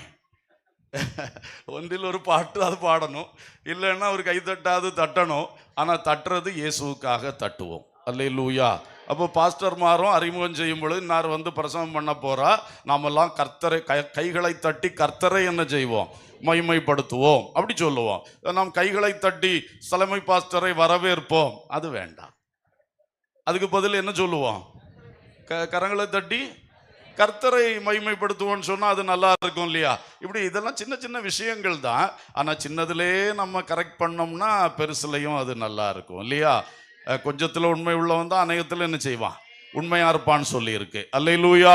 ஸோ நான் சில நடைமுறைக்கு சின்ன சின்ன விஷயம் சொன்னாலும் இதுகளையும் கடைபிடிப்போம். இதிலும் விஷயம் இருக்கிறது. ஆமென். ஸோ கர்த்தரை மகிமைப்படுத்துங்க. சபைனாலே அந்த தேவ பயத்தோட வாங்க, கர்த்தருக்கு கனம் பண்ற கனத்தோட வாங்க, ஆண்டவரை மகிமைப்படுத்துற அனுபவத்துல வாங்க. துதி அதோட சேர்த்து இந்த வசனத்துல இருக்கு. என் துதியை நான் வேறொருவனுக்கு விக்கிரகத்துக்கு கொடுக்க மாட்டேன். அப்ப கர்த்தரை மட்டும்தான் துதிக்கணும். Praising is only for God இல்லையா? ஆங்கிலத்தில் நல்ல வார்த்தை தான். அதாவது தேங்க்ஸ் கிவிங் சொல்ல மனுஷனுக்கு நன்றி சொல்லுதல். தமிழ்லையும் 2 வார்த்தை. நன்றி சொல்லுதல் மனுஷனுக்கு, நீங்கள் தந்ததுக்கு நன்றி, எனக்கு ஜோமனுக்கு நன்றி, அது நன்றி. ஆனால் தேவனுக்கு சொல்லும் பொழுது கர்த்தருக்கு என்ன செய்கிறோம்? அதே நன்றி தான். ஆனால் தமிழில் அழகான வார்த்தை ஸ்தோத்திரம். ஸ்தோத்திரம் என்ற நல்ல வார்த்தை. ஆங்கிலத்தில் ப்ரைசிங் அப்படியும் இருக்கு. ஸோ இதெல்லாம் ரெண்டும் வித்தியாசம் இருக்கு இல்லையா? நன்றி எல்லாருக்கும் சொல்லுவோம், ஆனால் துதி யாருக்கு? கர்த்தருக்குரியது, கர்த்தருக்குரியது. அல்லேலூயா. அப்படி துதி கர்த்தருக்குரியது. என்னெல்லாம் சொன்னோம்? எஜமானின் பங்கு, தேவபயம், இரண்டாவது கர்த்தருக்குரிய கனம், மூன்றாவது அவருக்குரிய மகிமை, நான்காவது அவருக்குரிய துதி. இதெல்லாம் கர்த்தருக்கு உரியது. அடுத்து பாருங்க, நீதிமொழிகள் 3:9, உன் பொருளாலும் உன் எல்லா விளைவின் முதற்பலனாலும் கர்த்தரை கனம் பண்ணுவாயாக. அல்லேலூயா, ஸ்தோத்திரம். அப்புறம் சொல்றாரு ஏசாயா 43:23, உன் ஆடுகளை தகன பலிகளாக நீ எனக்கு செலுத்தவில்லை, உன் பலிகளாலே நீ என்னை கனம் பண்ணவும் இல்லை, காணிக்கைகளை செலுத்தும்படி நான் உன்னை சங்கடப்படுத்தாமலும் தூபம் காட்டும்படி உன்னை வருத்தப்படுத்தாமலும் இருந்தேன் அப்படிங்கிறார். அப்போ இந்த பாயிண்ட்ஸை நம்ம மனசில் நினைத்து கொள்ளுவோமாக. யாத்ராமம் 13:2 என்ன சொல்றாரு? இஸ்ரவேல் புத்திரருக்குள் மனிதரிலும் மிருக ஜீவன்களிலும் கற்பந்திறந்து பிறக்கிற முதற்பேர் அனைத்தையும் எனக்கு பரிசுத்தப்படுத்து, அது சொல்லவே மாட்டிய, அது என்னுடையது என்றார். ஸ்தோத்திரம். ஆகாய் 2:8, வெள்ளியும் என்னுடையது பொன்னும் என்னுடையது என்று சேனைகளின் கர்த்தர் சொல்லுகிறார். அல்லேலூயா. அப்போ காணிக்கை கர்த்தருக்கு கொடுக்கணும். முதற் பலன்கள், விளைவின் முதற் பலன்கள், இவைகளால் கர்த்தரை கனம் பண்ணணும். மிருக ஜீவன்களுடைய இதனால கர்த்தரை கனம் பண்ணணும். அது மட்டும் இல்லை, பழைய ஏற்பாட்டில் முதற் பிறந்த பிள்ளையெல்லாம் யாருக்கு? கர்த்தருக்கு. ஆமாம், புதிய ஏற்பாட்டில் அப்படி சட்டம் இல்லை. ஆனால் குடும்பத்துக்கு ஒன்றாவது யாருக்கு வேணும்? வேணும் இல்லையா? அன்னைக்கு ஊழியர்கள் எவ்வளோ தேவைப்படுது, மிஷினரிகள் எவ்வளோ தேவைப்படுகிறது. அதனால் தாய்மார் தகப்பன்மாரெல்லாம் என் பிள்ளைகளில் ஒன்றையாவது ஊழியத்துக்கு எடுத்துக்கிடுங்கப்பான்னு சொல்லுங்க. ஏன்னா அவர் சித்தமானது அவர் என்ன செய்யட்டும்? ஊழியத்துக்கு எடுக்கட்டும். சில சொல்கிறா, எனக்கு ஒன்று கண்ணே கண்ணு என்ன செய்யுது? ஒன்று கண்ணே கண்ணை முழுமையாக கர்த்தருக்கு ஒப்பு கொடுத்துருங்க. அதில் உங்களுக்கு குழப்பமே இல்லைல்ல? ஒன்று தானே இருக்குது. ஒன்று என்ன செய்துருங்க? கர்த்தருக்கு ஒப்பு கொடுத்துருங்க.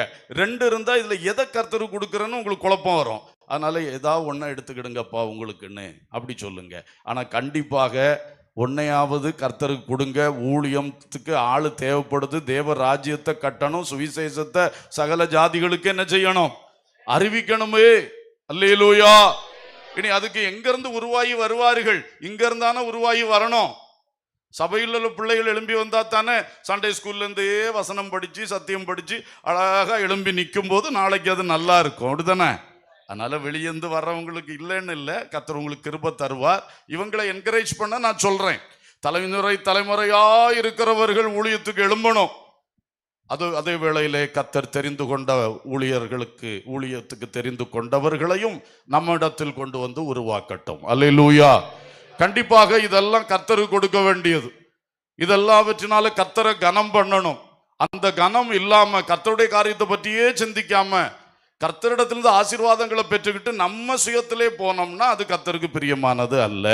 அல்லேலூயா. கர்த்தருடைய பங்குகளை கர்த்தருக்கு என்ன செய்வோம்? கொடுப்போம். கடைசியா ஒன்று வாசித்தேன், கவனிச்சிங்களா? வெள்ளியும் என்னுடையது பொன்னும். அப்புறம் எதுக்கு நீங்க போட்டிருக்கீங்க? வசனம் நம்பர் சொல்லணுமா? ஆகாய் 2:8. வெள்ளியும் கர்த்தருடையது, பொன்னும் கர்த்தருடையது. அல்லேலூயா. அன்னைக்கு ஒருத்தர் சொல்றார், பரலோகத்தில் பயங்கர பொண்ணு தானே, புதிய எருசலேம் கம்ப்ளீட்டா என்னதுதான்? பொன்னும் ரத்தின கற்களும் தானே. அவரே பொற்சரிக்கை போட்டுட்டு தானே காட்சி கொடுக்கிறார். அப்புறம் நீங்க பொன்னை கலத்து நகை களத்துன்னு சொன்னா என்ன அர்த்தம் அப்படிங்கிறார். உங்களுக்கும் சிலருக்கு சரிதானே அப்படி படம். ஆனா நீங்க இதை சிந்திக்கணும். அவர் காட்சி கொடுத்தார். அதுக்கு பேர் என்னது? தரிசனம். புரியுதா? தரிசனத்தில் வருவதெல்லாம் உபதேசம்னு எடுத்துடக்கூடாது. சரியா? உவமையில் சொல்லப்பட்டதெல்லாம் உபதேசம் ஆகாது. இளையகுமாரனுக்கு மோதிரம் போட்டான், அதனால என் பிள்ளைக்கும் ஒரு மோதிரம் போட்டு விடுறேன். அது புதிய ஏற்பாட்டில் தானே சொல்லியிருக்கு. ஆமா, ஆனா அது ஒரு உவமை. உவமையை அப்படியே என்னதாக்கக்கூடாது? உபதேசம் ஆக்கக்கூடாது. புரியுதா உங்களுக்கு?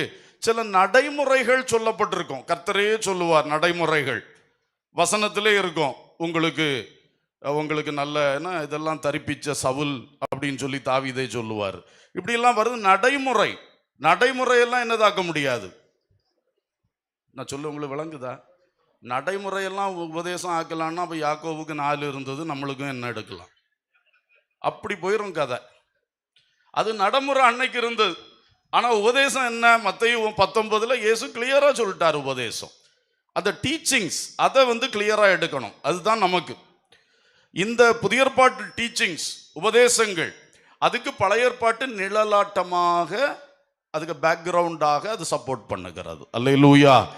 புதிய ஏற்பாட்டு உபதேசத்தை பழைய ஏற்பாட்டு தீர்க்க தரிசனங்கள், சரித்திரங்கள், சங்கீதங்கள் எல்லாம் சேர்த்து படிக்கும் பொழுதுதான் முழுமை தெரியும். அல்லேலூயா. அதுக்கு தான் அதெல்லாம் கொடுத்துருக்கு. உவமைகள் அதுக்கு தான், விளக்கங்களுடைய அர்த்தங்களை புரிஞ்சுக்கிட்டதுக்கு தான் உவமை. அப்போ உவமையை எடுத்து அப்படியே உபதேசமா பேசிடக்கூடாது. உபதேசம் என்பது டிஃபரண்ட், அது டீச்சிங். அல்லேலூயா. அப்போ இதெல்லாம் நீங்க பாருங்க. பொற்சரிகை அணிந்திருந்தாருன்னு சொன்னா அவர் காட்சி கொடுத்தப்போ ஒரு அர்த்தத்தை விளங்க வைக்கிறதுக்கு அப்படி என்ன செய்தாரு? காண்பித்தார். அவர் அப்படித்தான் இருக்கிறான்னு சொல்ல முடியாது. அங்க போகும்பொழுதுதான் அவர் இருக்கிற வண்ணமாய் அவரை நம்ம என்ன செய்ய போறோம்? பார்க்க போறோம். சரியா? இயேசுநாதர் பூமியில் வந்த பொழுது எப்படி இருந்தார்? அவர் மைனர் செயின் போட்டிருந்தாரா? அவர் பிரேஸ்லெட் போட்டிருந்தாரா? அவர் வேற என்ன அதெல்லாம் போட்டிருந்தாரா? ஹிப்பி வளர்த்துருந்தாரா? கொஞ்சம் பார்க்கணும்ல, நம்ம நேரில் பார்த்ததில்லை அவர் வந்ததை. ஆனால் அந்த படங்களில் பார்க்கும் பொழுது ஓரளவுக்காவது விவரம் இல்லாமல் படம் வரைஞ்சி வைப்பாங்க. அப்படிதானே? அவருடைய தாயார் சரியான ஒரு விசுவாசி, மரியாள் அம்மா. அவங்க எப்படி இருக்கிறாங்க படத்துல எல்லாம் பார்த்தியல்ல? அப்போ ஜஸ்ட் ஒரு இதுக்காக சொல்லணும், படத்தை பார்த்து அப்படி பண்ண முடியாது. ஆனால் மனுஷன் கொஞ்சம் வரைஞ்சி வச்சிருக்கிறான்ல, சில கூட படிச்சு வச்சிருக்கிறான். அப்போ இதெல்லாம் பார்க்கும்போது அதில் நமக்கு நல்லா தெரியுது. இனி பரலோகத்தில் போனால் அங்கே ஒரே பொன் நகரி தானே. அங்கே பொண்ணை காலு மிதிச்சு நடக்கிறதுக்கு ரோட்டில் போட்டிருக்கார். எங்கே போட்டிருக்காரு? ரோட்டில் போட்டிருக்கிறார். அஸ்திபார கல்லெல்லாம் எங்கே இருக்கு? அஸ்திபாரம். நீங்கள் என்ன அஸ்திபாரம் போடுவீங்க? கருங்கல். சில இடத்துல இப்போ செங்கல். அவர் என்ன கல் போட்டிருக்காரு? அதை கொண்டு நம்ம கம்பேர் பண்ணி, அதனால அங்கே அவர் அஸ்திபாரத்துக்கு கல் வச்சார், நான் இங்கே கட்டி தொங்க விட்டேன்னா இப்போ கருங்கல்ல எல்லாம் கட்டி தொங்க விடணும். இதெல்லாம் இப்படியே ஏதாவது சொல்லி சொல்லி மக்கள் தங்களை தாங்களே ஏமாத்தி கொண்டு இருக்கிறது. நீங்க வசனத்தை பாருங்க. பேதுருவை கொண்டும் பவுலை கொண்டும் ரொம்ப கிளியரா சொல்லி இருக்கிறார். பொன்னாபரணங்களால உங்களை என்ன செய்யண்டாம், அலங்கரிக்க வேண்டாங்கிறார். இனி இதுக்கு மேல உங்களுக்கு அதுல என்ன விளக்கம் வேணும்? என்ன விளக்கம் வேணும்? அதனால தேவ பிள்ளைகளே, நீங்கள் கர்த்தருக்குரியதை கர்த்தருக்கு கொடுங்க. கர்த்தருக்கு ஸ்தோத்திரம். இதை பிரயோஜனமாக ஏதாவது செய்யுங்க. கள்ளமாரும் பெருகிட்டு இருக்கிறான். எவ்வளவு சிசிடிவி கேமரா வச்சாலும் கேமராவுக்கே மூடாங்கி போட்டுட்டு என்ன பண்ணுறான்? கைவரிசையை காட்டுறான். எதுக்கு? நம்ம தைரியமாக போகலாம். நிறைய நன்மைகள் இருக்குது. ஒரு நாள் நகையை பற்றியே பிரசங்கம் பண்ண எனக்கு ரொம்ப ஆசை. இதுவரைக்கும் எனக்கு அது ஒரு சரியான ஒரு நடத்துதல் வரவே மாட்டேங்குது. கர்த்தருக்கு ஸ்தோத்திரம். வரும் ஒரு நாள் கர்த்தர் செய்வார். அல்லேலூயா. அப்போ நான் நிறைய பேருக்கு இதில் தடுமாற்றங்கள் இருக்கிறது.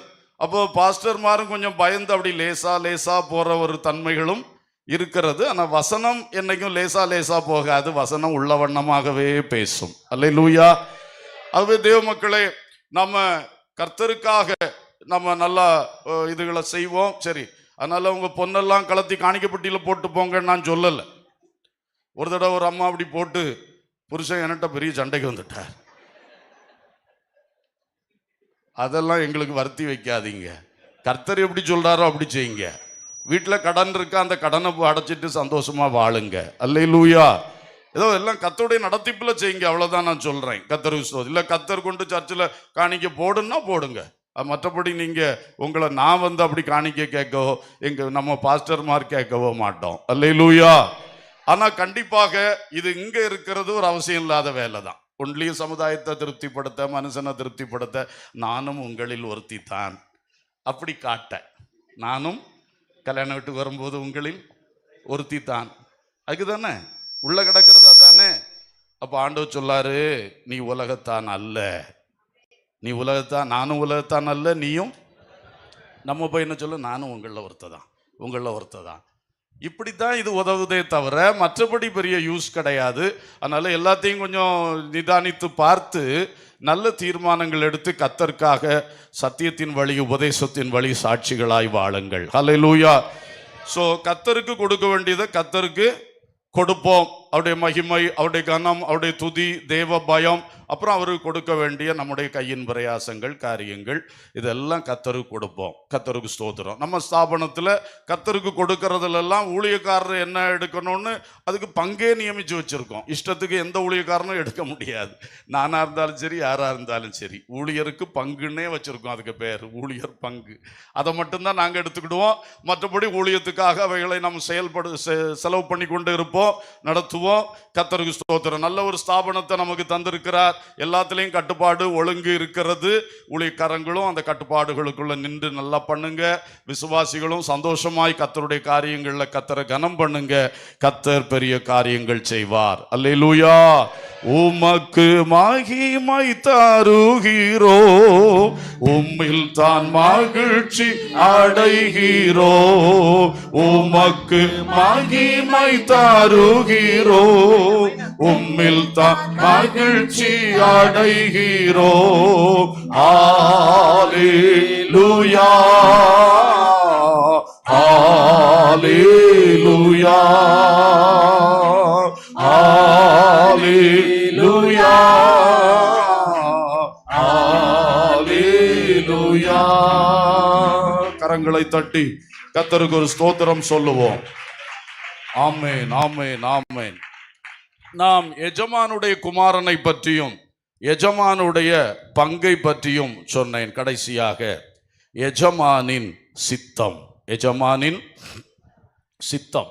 இந்த உவமையிலே எஜமானுடைய சித்தம் என்னவா இருந்துன்னா, இனி என் குமாரனை அனுப்புவேன். அல்லேலூயா. என் ஊழியக்காரர்களை அனுப்பினேன், அவள் செவி கொடுக்கவில்லை. இப்பொழுது நான் என்ன செய்ய போறேன்? என்னுடைய சித்தம் என்ன? என் குமாரனை அனுப்புவேன். இதுதான் எஜமானின் சித்தம். ஏசாயா 6ஆம் அதிகாரம் 8ஆம் வசனத்திலே நாம் பார்க்கிறோம். பின்பு யாரை நான் அனுப்புவேன், யார் நமது காரியமாய் போவான் என்று உரைக்கிற ஆண்டவருடைய சத்தத்தை கேட்டேன். அதற்கு நான், இதோ அடியேன் இருக்கிறேன், என்னை அனுப்பும் என்றேன். அல்லேலூயா. இதை சிம்பிளா படிக்கும்போது தேவன் ஏசாயா கிட்ட பேசுற மாதிரியும் ஏசாயா பதில் கொடுக்கிற மாதிரியும் தோன்றும். ஆனா அப்படி அல்ல. இது இயேசுவிடத்தில் பிதாவானவர் பேசுகிறது. எபிரேயர் 10ஆம் அதிகாரம் 7ஆம் வசனத்தில் அதை சொல்லி இருக்கிறது. 10:7. அப்பொழுது நான், தேவனே உம்முடைய சித்தத்தின்படி செய்ய இதோ வருகிறேன், புஸ்தகச் சுருளில் என்னை குறித்து எழுதியிருக்கிறது என்று சொன்னேன் என்றார். இங்க இயேசுவை பற்றி சொல்லி வரும் பொழுது சொல்லியிருக்கு, புஸ்தகச் சுருளில், ஏசாயாவின் புஸ்தகச் சுருளில் என்னை பற்றி எழுதியிருக்கிறது, உம்முடைய சித்தத்தின்படி செய்ய இதோ நான் வருகிறேன். அப்போ இந்த வசனத்திலே நமக்கு தெரிகிறது, ஏசாயா 6:8 தேவனுக்கும் ஏசாயாவுக்கும் நடந்த உரையாடல் அல்ல, அது பிதாவானவருக்கும் அவரிடத்திலே இருந்த வார்த்தையானவருக்கும் இடையில் நடந்த உரையாடுதல். அல்லேலூயா. இயேசு கிறிஸ்து பிதாவின் சித்தம் செய்யும்படி தன்னை அர்ப்பணித்தார். பிதாவானவர், எஜமானானவர் என் குமாரனை அனுப்புவேன் என்று சித்தம் கொண்டார். கேட்டார், யாரை நான் அனுப்புவேன், யார் நமது காரியமாய் போவான். அந்த திருத்துவத்தில் அந்த சத்தம் வெளிப்படுது பாருங்க. யாரை நான் அனுப்புவேன், யார் நமது நமது பிதா குமாரன் பரிசுத்தாவியானவர் 3 பேரும் சேர்ந்தானே செய்வாங்க. நமது காரியமா யார் போவார்? அப்ப அங்கிருந்தே ஒரு சத்தம் வருது, இதோ அடியேன் இருக்கிறேன், என்னை அனுப்பும். வார்த்தையானவர் பதில் கொடுத்தார். அல்லேலூயா. அந்த அர்ப்பணம், பிதாவின் சித்தம் செய்ய, எஜமானின் சித்தம் செய்ய, எஜமானின் குமாரன் புறப்பட்டு தோட்டக்காரரிடத்தில் வந்தது போல, தோட்டத்துக்கு வந்தது போல ஆண்டவர் இயேசு கிறிஸ்து பிதாவானவருடைய சித்தம் செய்யும்படியாய் பூமியாகி அவருடைய தோட்டத்துக்குள் வந்தார். இஸ்ரவேலின் காணியாட்சி ஆகிய அந்த தோட்டத்துக்குள் வந்தார். அல்லேலூயா. ஆகவே இயேசு வந்தார். கடைசியில் என்ன நடந்துச்சு? அந்த தோட்டக்காரர்கள் எல்லாம் அந்த எஜமான் குமாரனை கொலை செய்தது போல இந்த தோட்டக்காரர்களாய் அன்றைக்கு இருந்த பிரதான ஆசாரியர் கூட்டமெல்லாம் சேர்ந்து இயேசுவை சிலுவையில் அறைந்து கொலை செய்தார்கள். ஆனால் அவர்கள் கொலை செய்தது உலகத்துக்கே ரட்சிப்பாய் முடிந்து விட்டது. அல்லேலூயா. இயேசு சிந்தின இரத்தத்தினாலே உலகத்தில் விசுவாசிக்கிற எந்த மனுஷனும் ரட்சிக்கப்படுவதற்கு ஏது உண்டாகி விட்டது. அல்லேலூயா. அன்றைக்கு எஜமானின் சித்தம் செய்ய தன்னை அர்ப்பணித்த குமாரன் இயேசுவினாலே இன்று மாபெரும் ரட்சிப்பு, திரளான அறுவடை, தலைமுறை தலைமுறையாய் ஜனங்கள் பாவத்திலிருந்து மீட்கப்பட்டு, பாதாளத்திற்கு விலக்கப்பட்டு, பிசாசின் அதிகாரத்தில் இருந்து மீட்கப்பட்டு, பரலோகத்துக்கு சொந்தமானவர்களாய், பரம எருசலேம் சுதந்திரவாளிகளாய், பரிசுத்த சபைக்குள் கடந்து வந்து தேவனால் உருவாக்கப்படுகிற ஆசீர்வாத ஆனந்த பாக்கியம் பெற்றிருக்கிறோம். அல்லேலூயா. வருகை மட்டும் இது தொடரப் போகிறது. காரணம், எஜமானுடைய சித்தம், அதை நிறைவேற்ற ஒப்பு கொடுத்த குமாரனுடைய அர்ப்பணம். அல்லேலூயா. இன்று அன்பான சகோதரா சகோதரி, அதே எஜமானுடைய சித்தத்தை இன்றைக்கு நிறைவேற்றும்படி அதே வார்த்தையை உன்னை பார்த்து கர்த்தர் இன்றைக்கு சொல்லுகிறார். யாரை நான் அனுப்புவேன்? யார் நமது காரியமாய் போவான்? அல்லேலூயா. இப்பொழுது நீ சிலுவையில் மரிக்கும்படி அல்ல, அவர் சிலுவையில் மரித்து ரட்சிப்பை உண்டு பண்ணி விட்டார். இப்பொழுது அவர் செய்த ரட்சிப்பின் நற்செய்தியை ஜாதிகளுக்கெல்லாம் அறிவிக்கும்படிக்கு உன்னை அனுப்புவேன், வா என்று அழைக்கிறார். அல்லேலூயா. இன்றைக்கு வட இந்தியாவிலே மக்கள் இயேசு என்ற ஒரு வார்த்தையை கூட கேள்விப்படாம, இவ்வளவு டெக்னாலஜி வளர்ந்திருக்கக்கூடிய காலத்திலே குக்கிராமங்களிலே இயேசு என்றால் யாரு, அவர் ஒரு நபர், மனுஷனா இல்ல பொருளான்னு கூட தெரியாத அளவிலே மனிதர்கள் வாழ்ந்து கொண்டிருக்கின்றார்கள். இவர்களுக்கு இயேசுவை சொல்லும்படியாய், சிலுவையின் நற்செய்தியை சொல்லும்படியாய் தேவன் உன்னை அனுப்ப சித்தமாய் இருக்கிறார். அன்றைக்கு பொதுவாக சொன்னது போல இன்றைக்கு இந்த கூட்டத்திலே பொதுவாக சொல்லுகிறார், யாரை நான் அனுப்புவேன்? யார் நமது காரியமாய் போவான்? உன்னிடத்திலிருந்து வார்த்தை புறப்படணும், இதோ அடியேன் இருக்கிறேன், என்னை அனுப்பும். இதோ அடியேன் இருக்கிறேன், என்னை அனுப்பும். அல்லேலூயா. ஸ்தோத்திரம். எத்தனையோ பேர் இயேசு இல்லாதபடியினால் தங்களை அழித்துக் கொள்ளுகிறார்கள்.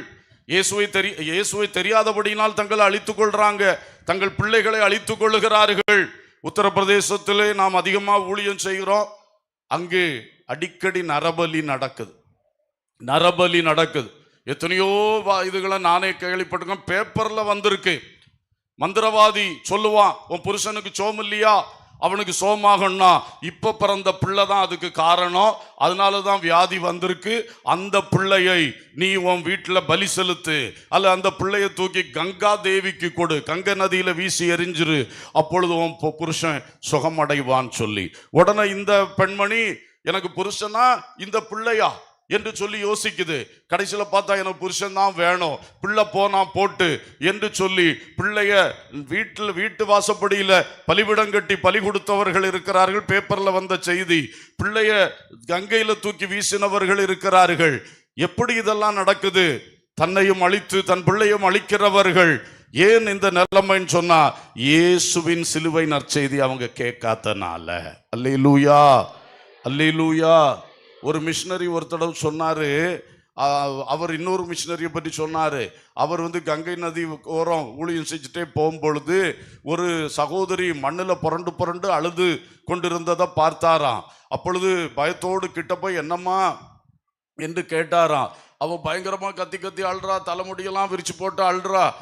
அப்ப இவர், இயேசு உன்னை நேசிக்கிறா, இயேசு உனக்கு சமாதானம் தருவார் என்று சொல்லி ஆரம்பிச்ச உடனே அப்படி இவர் சொல்லிட்டே இருக்காரு. அவளுக்கு அழுக குறையுது. அப்படியே இந்த சுவிசேஷத்தை அவ கேட்க கேட்க அப்படி அமைதியா கேட்டா, கேட்டுட்டு அடுத்து திரும்ப பயங்கர ஆக்ரோஷமா எழும்புறா. எழும்பிட்டு இவருக்கு சட்டையை பிடிச்சு சொல்றா, நீ 1/2 மணி நேரம் முன்னாடி ஏன் என்கிட்ட வரல? நீ 1/2 மணி நேரத்துக்கு முன்னாடி வந்து ஏன் இந்த வார்த்தையை சொல்லல? இவருக்கு ஒண்ணுமே தெரியல. என்னடா இது, சொன்னது தப்பா போச்சா? அவ அப்புறம் சொல்றா, 1/2 மணி நேரத்துக்கு முன்னாடி தான் என் பிள்ளைய கங்கை நதியில வீசி எரிஞ்சிட்டு நான் புரண்டு அழுதுட்டு கிடக்கிறேன். நீ இப்ப வந்து எனக்கு சுவிசேஷம் சொல்ற. நான் இந்த இயேசுவை ஏற்றுக்கொள்றேன். ஆனா 1/2 மணி நேரத்துக்கு முன்னாடி நீ வந்திருந்தீன்னா என் பிள்ளையும் காப்பாற்றப்பட்டிருக்கும். அல்லேலூயா. இதுதான் வட இந்திய கிராமங்களின் நிலைமை. 1/2 மணி நேரம் நற்செய்தி தாமதிக்கும் பொழுது உயிர் பறி போகிறது, பாதாளத்துக்கு போய் சேருகிறது ஆத்துமாக்கள். அதனால தான் சொல்லுகிறது, சகோதரா சகோதரி, தேவ அழைப்பை பெற்ற நீ 1 வருஷம் வீணாக்கிட்டியா? 6 மாசத்தை நீ வீணாக்கிட்டியா? நீ தாமதித்து கொண்டே இருக்கிறியா? நீ போகாத காரணத்தால், நீ சொல்லாத காரணத்தால் அங்கே எத்தனை ஆத்துமாக்கள் இன்றைக்கும் நரகத்தின் வழி சென்று கொண்டிருக்கிறார்கள். இன்று பகல் வேளை உணர்வடைய மாட்டாயா? உனக்கு இந்த வேலை வாய்ப்பு தான் பெருசா? உனக்கு இந்த வீடு வாசல் தான் பெருசா? உனக்கு கர்த்தருடைய அழைப்பு பெருசா தோணலையா? கர்த்தருடைய அழைப்பு உனக்குள் வரவில்லையா? கர்த்தருக்கு ஸ்தோத்திரம். அழைப்பு பெற்ற சகோதரா, தாமதிக்காதே. நீ தாமதிக்க தாமதிக்க ஒரு கூட்டம் அங்கே அழிந்து கொண்டே இருக்கிறது. தென்னிந்தியாவிலும் கிராமங்கள் இன்றைக்கு பயங்கரமான ஜாதி வரிகளிலே, பலவிதமான வறுமைகளிலே, பலவிதமான சமூக கேடுகளுக்குள்ளே, குடியிலே கெட்டழிந்து கொண்டு வருகிறது. ஒரு பக்கம் வளர்ச்சி என்று சொன்னாலும் மறுபக்கம் இப்படிப்பட்ட போதைகள், இப்படிப்பட்ட கெட்ட கெட்ட பாவங்கள், பயங்கரமான அடிமைத்தனங்கள், ரம்மி விளையாடி விளையாடி வாழ்க்கை அளித்த சகோதரிகள், குடும்ப பெண்கள், பயங்கரமான கடன். ஏமா உனக்கு 8 லட்சம் கடன் முழிக்குது. கடைசியில் பார்த்தா ரம்மி விளையாட்டு ஆன்லைன் விளையாட்டுகளினாலே வாழ்க்கை அளித்துக் கொண்டிருக்கிறார்கள். எத்தனையோ பேர் கட்டழிந்து போகும் பொழுது இயேசுவின் நற்செய்தியை சொல்ல, இயேசுவின் சத்தியத்தை சொல்ல யாரை நான் அனுப்புவேன்? யார் நமது காரியமாய் போவான்? அல்லேலூயா. இன்று பகல் வேளை என்னை அனுப்பும் இயேசுவே, நான் போகிறேன் என்று சொல்லுகிற பிள்ளைகளுக்காக கர்த்தர் காத்திருக்கிறார். நம் நடுவில் இயேசு உலாவிக் கொண்டிருக்கிறார். பரிசுத்த ஆவியானவர் இங்கே அசைவாடி தம்முடைய ஊழியத்தை நடப்பித்துக் கொண்டிருக்கிறார். அவருடைய ராஜ்யத்தின் பணிக்காக சில ராஜ்யத்தின் புத்திரர்களை இன்றைக்கு வேறு பெருக்கும்படி ஆவியானவர் நம்மேல் அசைவாடி கொண்டு இருக்கின்றார். இந்த பாரத்தோடு, இந்த கண்ணீரோடு எல்லாரும் கண்களை மூடி கர்த்தரை நாம் நோக்கி பார்ப்போம். எல்லாரும் கர்த்தரை நோக்கி பார்த்து, ஆண்டவரே, இதோ அடியேன் இருக்கிறேன், நான் என்ன செய்யட்டும்? நீர் சொல்லும், நான் அதை செய்கிறேன் என்ற அர்ப்பணிப்போடு கர்த்தரை நோக்கி பாருங்கள். ஊழியங்களுக்காக இன்னும் ஜெபிக்கணுமா? நான் அதற்கு அர்ப்பணிக்கிறேன். ஊழியங்களுக்காக தியாகமாய் நானும் இறங்கி செயல்படணுமா? இதோ நான் அர்ப்பணிக்கிறேன். ஊழியங்களுக்காக இன்னும் தியாகமாக கொடுக்கணுமா? சொல்லும் ஆண்டவரே, அதை நான் செய்கிறேன். அல்லது நான் தான் புறப்பட்டு போகணுமா? நீர் அப்படி எனக்கு என்மேல் சித்தம் வைத்திருக்கிறீரா? இதோ அடியேன் இருக்கிறேன், என்னை அனுப்பும் என்று சொல்லி கர்த்தரை நோக்கி பாருங்கள். இப்பொழுது ஆயத்தமாகி பைபிளெல்லாம் எடுக்கிறது கூட வேண்டாம். கண்களை உடனே மூடி, அப்பாவுடைய வேலை அவசரம், ஆமென், தேவ ராஜ்யத்தின் பணி அவசரம். 1/2 மணிக்கூர் லேட்டானா ஆத்துமா நரகத்துக்கு போயிட்டே இருக்குது. நீ ஜெபிக்க லேட்டாகாத. கண்ணை மூடு, இருதயத்தை தர, உன் வாயை விரிவாய் தர, கர்த்தரை நோக்கி கூப்பிடு. ஒரே ஒரு ஜீவியம்தான். இந்த ஜீவியத்தை நீ உலகத்துக்காக அழிச்சிட்டீன்னா இனி இயேசுக்காக வாழ்றதுக்கு இன்னொரு ஜீவியம் உனக்கு கிடைக்காது. அன்றியும் ஒரே தரம் மரிப்பதும் பின்பு நியாய தீர்ப்படைவதும் மனுஷனுக்கு நியமிக்கப்பட்டிருக்கிறது. நியாய தீர்ப்புக்கு முன்னால போய் நிற்காத மகளே. நான் அழைத்தேன், ஏன் வரவில்லை என்ற கேள்விக்கு முன்னால நிற்க வேண்டிய சந்தர்ப்பம் உனக்கு வரவே கூடாது. இப்பொழுது அர்ப்பணி. இப்பொழுது ஆண்டவரோட பேசு. வாலிப மகனே, வாலிப மகளே, நீ படிக்கிற, நீ வேலை செய்கிற, நல்லது. ஆனால் எல்லாத்துக்கும் மேலே தேவ சித்தம் செய்வதுதான் பரலோகத்தில் உன்னை மேன்மைப்படுத்தும். தேவ சித்தம் செய்வதை விட்டு உன் சித்தத்துக்காக லட்சங்களை செலவு பண்ணி கொண்டிருக்கிறாயா? உன் பெற்றோரை வருத்தி கொண்டு இருக்கிறாயா? கர்த்தரை நோக்கி பாரு, கர்த்தரை நோக்கி பாரு. ஊழியத்துக்கு அர்ப்பணித்த நீ அதை யோசித்து இதை யோசித்து காலம் தள்ளி தள்ளி கர்த்தருடைய வேலையை தாமதப்படுத்திக்கிட்டு இருக்கிற. கர்த்தருடைய வேலை உன் நிமித்தம் தடைப்பட்டு கொண்டிருக்கிறது. இன்றைக்கு ஒப்புக்கொடு, 100க்கு 100. அப்பா, நீங்க நடத்துறது போல நீ கர்த்தருடைய கையில் உன்னை ஒப்புக்கொடு. கர்த்தர் உன்னை ஆரோனுடைய கையில் ஒப்பு கொடுப்பார். அல்லேலூயா. அதுபோல் தான் அந்த ஸ்தாபன ஊழியத்தில் நீங்க கர்த்தர் கையில் ஒப்பு கொடுங்க. ஸ்தாபனத்தில் வந்து சொல்லுங்க, கர்த்தர் உங்களை எங்க கையில தருவார், நாங்க உங்களை நடத்துவோம் கர்த்தருக்காக. அதான் முறை. அந்த முறையில் நீ அர்ப்பணித்து இன்றைக்கு ஒப்புக்கொடு. ஒரே ஜீவியம் கர்த்தருக்காக வாழணும். அல்லேலூயா. பிறப்பதும் இறப்பதும் தெய்வ செயல், நடுவில் இருப்பது வாழ்க்கையாகும். பிறப்பதும் இறப்பதும் தெய்வ செயல், நடுவில் இருப்பது வாழ்க்கையாகும். சார்வதால் பரிசுத்தம் காணும், பரிசுத்தர் ஆட்சியில் சாட்சி கூறும். இதை விடில் முடிவது வீழ்ச்சியாகும், இதை விடில் முடிவது வீழ்ச்சியாகும். ஜீவியமே ஒரு ஜீவியமே, நித்தம் நம்மை விட்டு செல்வார் பாரி. அவர் யாரும் செல்லும் அவ்விடமும் பாரீர். நித்தம் நம்மை விட்டு செல்வார் பாரி. நரகத்துக்கு நேராய் டெய்லி மக்கள் விரைந்து போகிறார்கள். புலம்பலும் உடல் தன்னை கீறலும் நரகத்தின் தினசரி காட்சி கேளீர். இரக்கத்தின் வழி காணார் சதியும் காண்பீர். நரகத்தில் புலம்பல், அலறல், உடலை கீறுதல், பல்லை கடித்தல், அந்த காட்சியை சிந்தித்து பார். இயேசுவே, என்னை அனுப்பும், அங்கே போகிற மக்களை நான் மீட்டெடுப்பேன். ஆமென். சொல்லுங்க, அர்ப்பணம் தந்தையை கையளித்தேன். கல்வி, செல்வம், சுகம், பொருள் அனைத்தும் செல்லுவேன் சொல்லுவேன். இயேசுவே வழியான வாழ்க்கையில் தம்மை கொண்டு வாழ்வேன். என்றுமே அங்கே நான் உம்மில் வாழ்வேன். என்றுமே அங்கே நான் உம்மில் வாழ்வேன். ஜீவியமே ஒரு ஜீவியமே, அண்ட சராசரம் அனைத்திலுமே மேவி வசிக்கும் மனிதர் அனைத்தும் பூமியில் வாழ்வது ஒரு தரமே. ஜீவியமே ஒரு ஜீவியமே, அர்ப்பணம் தந்தையை கையளித்து பாடும் பொழுது, தேவ பிள்ளையே, உன்மேல் இருக்கிற எஜமானின் சித்தத்தை நீ உணர்ந்து கொள்.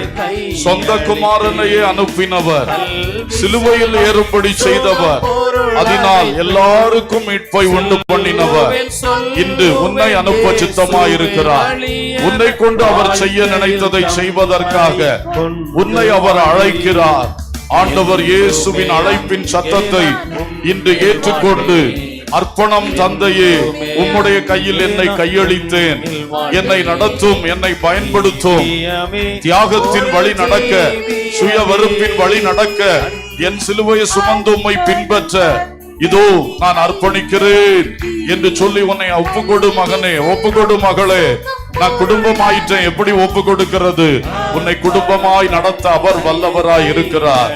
அழைத்தவர் தனிமையில் அழைத்தால் தனிமையில் நடத்துவார் அம்மா. குடும்பமாய் ஆன பிறகு அழைத்தால் குடும்பமாய் நடத்துவார். அவரை விசுவாசித்து அவர் சத்தத்துக்கு செவி கொடுத்து நீ புறப்படுவாயாக. இந்த பாடல் நேரத்திலே ஜெப வேளையிலே அப்படிப்பட்டவர்கள் உங்கள் வலது கரத்தை உயர்த்தி கர்த்தரை நோக்கி நீங்கள் ஜெபித்துக் கொண்டிருக்கும்படி அன்போடு கேட்டுக்கொள்ளுகிறேன். உங்கள் வலது கரத்தை நல்ல வானத்துக்கு நேராக உயர்த்தி, ஆண்டவரே, என்னை அழைத்த அந்த அழைப்பின் சத்தத்திற்கு நான் ஒப்பு கொடுக்கிறேன் ஆண்டவரே, ஒப்பு கொடுக்கிறேன் ஆண்டவரே. எத்தனை பேர் உண்மையாய் ஆண்டவரிடத்தில் உங்களை ஒப்பு கொடுக்கின்றீர்கள்?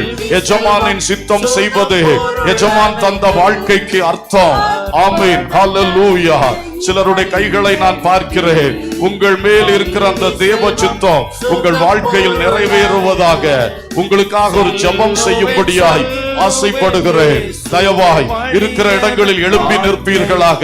நாங்கள் சேர்ந்து உங்களுக்காய் ஸ்தோத்திரம் பண்ணி ஒரு ஜெபம் பண்ணி உங்களை கர்த்தர் கையிலே கொடுக்க போகிறோம். கர்த்தர் இன்று முதல் கரம் பிடித்து நடத்துவார்.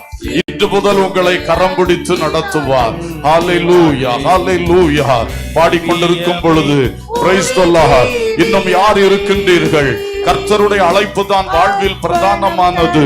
தேவ சித்தம் செய்வதே நம்முடைய வாழ்வின் அர்த்தம். வேறு ஏதோ செய்துட்டு அங்க போய் நின்னுட்டு வெறுங்கையா போய் நிக்கிறது எவ்வளவு சங்கடம். ஹல்லேலூயா. எழும்பி நிக்கிறவங்க ஜெபம் பண்ணுங்க. எழும்பி நிக்கிறவங்க வாய் திறந்து சொல்லுங்க, அப்பா, நீங்க என்ன நினைக்கிறீங்களோ அந்த வழி என்ன நடத்துங்க அப்பா. கம்ப்ளீட்டா 100க்கு 100 ஒப்பு கொடுக்கிறேன் அப்பா. எனக்குன்னு ஒரு தனி சித்தம் இனி வைக்கல ஆண்டவரே. அப்பா, உங்க சித்தமே என் சித்தமா ஆகட்டப்பா, உங்க சித்தமே என் சித்தமா ஆகட்டப்பா. அப்படியே சொல்லி ஒப்பு கொடுங்க. ஒப்பு கொடுத்து வாய் திறந்து ஜெபம் பண்ணிக்கிட்டே இருங்க. கர்த்தர் நிச்சயம் உன் கரத்தை பிடிப்பார். கர்த்தர் உனக்காக பெரிய காரியங்களை இன்றைக்கு செய்வார். ஹல்லேலூயா, ஹல்லேலூயா, ஹல்லேலூயா. ஆமென். எல்லாரும் சேர்ந்து ஸ்தோத்திரம் பண்ணுவோமா? எழுப்பி நிற்கிற கர்த்தருடைய பிள்ளைகளுக்காய் சிலர் உட்கார்ந்து இருந்தாலும் உள்ளத்துல ஆவியானவர் போராடி கொண்டிருக்கிறார். அப்படிப்பட்டவர்களுக்காகவும் இப்பொழுது எல்லாரும் வாய் திறந்து ஜெபம் பண்ணுங்க. எல்லாரும் நல்ல வாய் திறந்து ஜெபம் பண்ணுங்க. ஹல்லேலூயா, ஹல்லேலூயா, ஹல்லேலூயா. பரலோக பிதாவை நாங்கள் ஒன்று சேர்ந்து ஜெபிக்கிறோம்ப்பா. யாரை நான் அனுப்புவேன்? யார் நமது காரியமாய் போவான் என்ற எஜமானின் சத்தத்துக்கு செவி கொடுத்து எஜமானின் சித்தம் செய்ய அர்ப்பணித்து நிற்கிற பிள்ளைகள் இதோ சமூகத்தில் எழும்பி நிற்கிறார்கள். அவர்கள் மேல் உமது கரத்தை வைத்து அவர்களை ஆசீர்வதிப்பீராக. இன்று முதல் ஆசீர்வாதத்தின் பாத்திரமாய் அவர்களை கரத்தில் எடுப்பீராக தகப்பனே. வலது கரத்தின் நட்சத்திரங்களாய் கரத்தில் எடுத்து உருவாக்குவீராக நாதா. உம் வலது கரத்தினால் அவர்கள் வலது கரத்தை பிடித்துக் கொண்டு இதோ நான் உனக்கு துணை நிற்கிறேன் என்று சொல்லுவீராக நாதா. அவர்களை வழி நடத்தும், வழி நடத்தும், வழி நடத்தும். உம்முடைய ஊழியத்துக்கு நேராய் வழி நடத்துவீராக என்று ஜெபிக்கிறோம். உள்ளத்தில் நல்ல மாற்றங்கள், ஆவியில் புதிய வரங்கள், கிருபைகள், ஆமீன், எடுத்த தீர்மானத்தில் ஆமீன் சாகும் வரை உறுதிப்பாடு, இவைகளை அவர்களுக்கு தந்து ஆவியானவர் தொடர்ந்து அவர்களோடு நேரடியாய் தொடர்பு வைத்து அசைவாடி ஆளுகை செய்து ஆலோசனை கொடுத்து வழி நடத்த நாங்கள் ஜெபிக்கிறோம். உம் கரத்தில் இவர்களை அர்ப்பணிக்கிறோம். ஆசீர்வதியும், பயன்படுத்தும். இயேசுவின் நாமத்தில் பிதாவே, ஆமென். உட்காருங்கள். உங்கள் சபை ஊழியர் மூலமாக ஊழியரிடத்தில் போய் ஆலோசனை கேளுங்கள். அவர்கள் ஆலோசனை சொல்லி அடுத்த கட்டம் உங்களை கண்டிப்பாய் வழி நடத்துவார்கள். ஹல்லேலூயா. ஒரு நிமிஷம் கூட கர்த்தரை நோக்கி பார்ப்போமா? திறப்பின் முகம் நிற்க ஆட்கள் தேவை.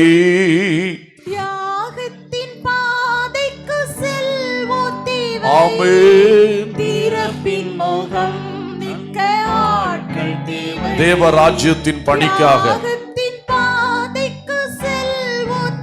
ஆத்துமாக்களுக்கும் அவர்கள் விரைந்தோடும் நரகத்துக்கும் நடுவில் நின்று சுவரை அடைக்கத்தக்கதாய், சிறப்பில் நிற்கத்தக்கதாய் இங்கே சிலரை ஆவியானவர் தேடிக்கொண்டிருக்கிறார்.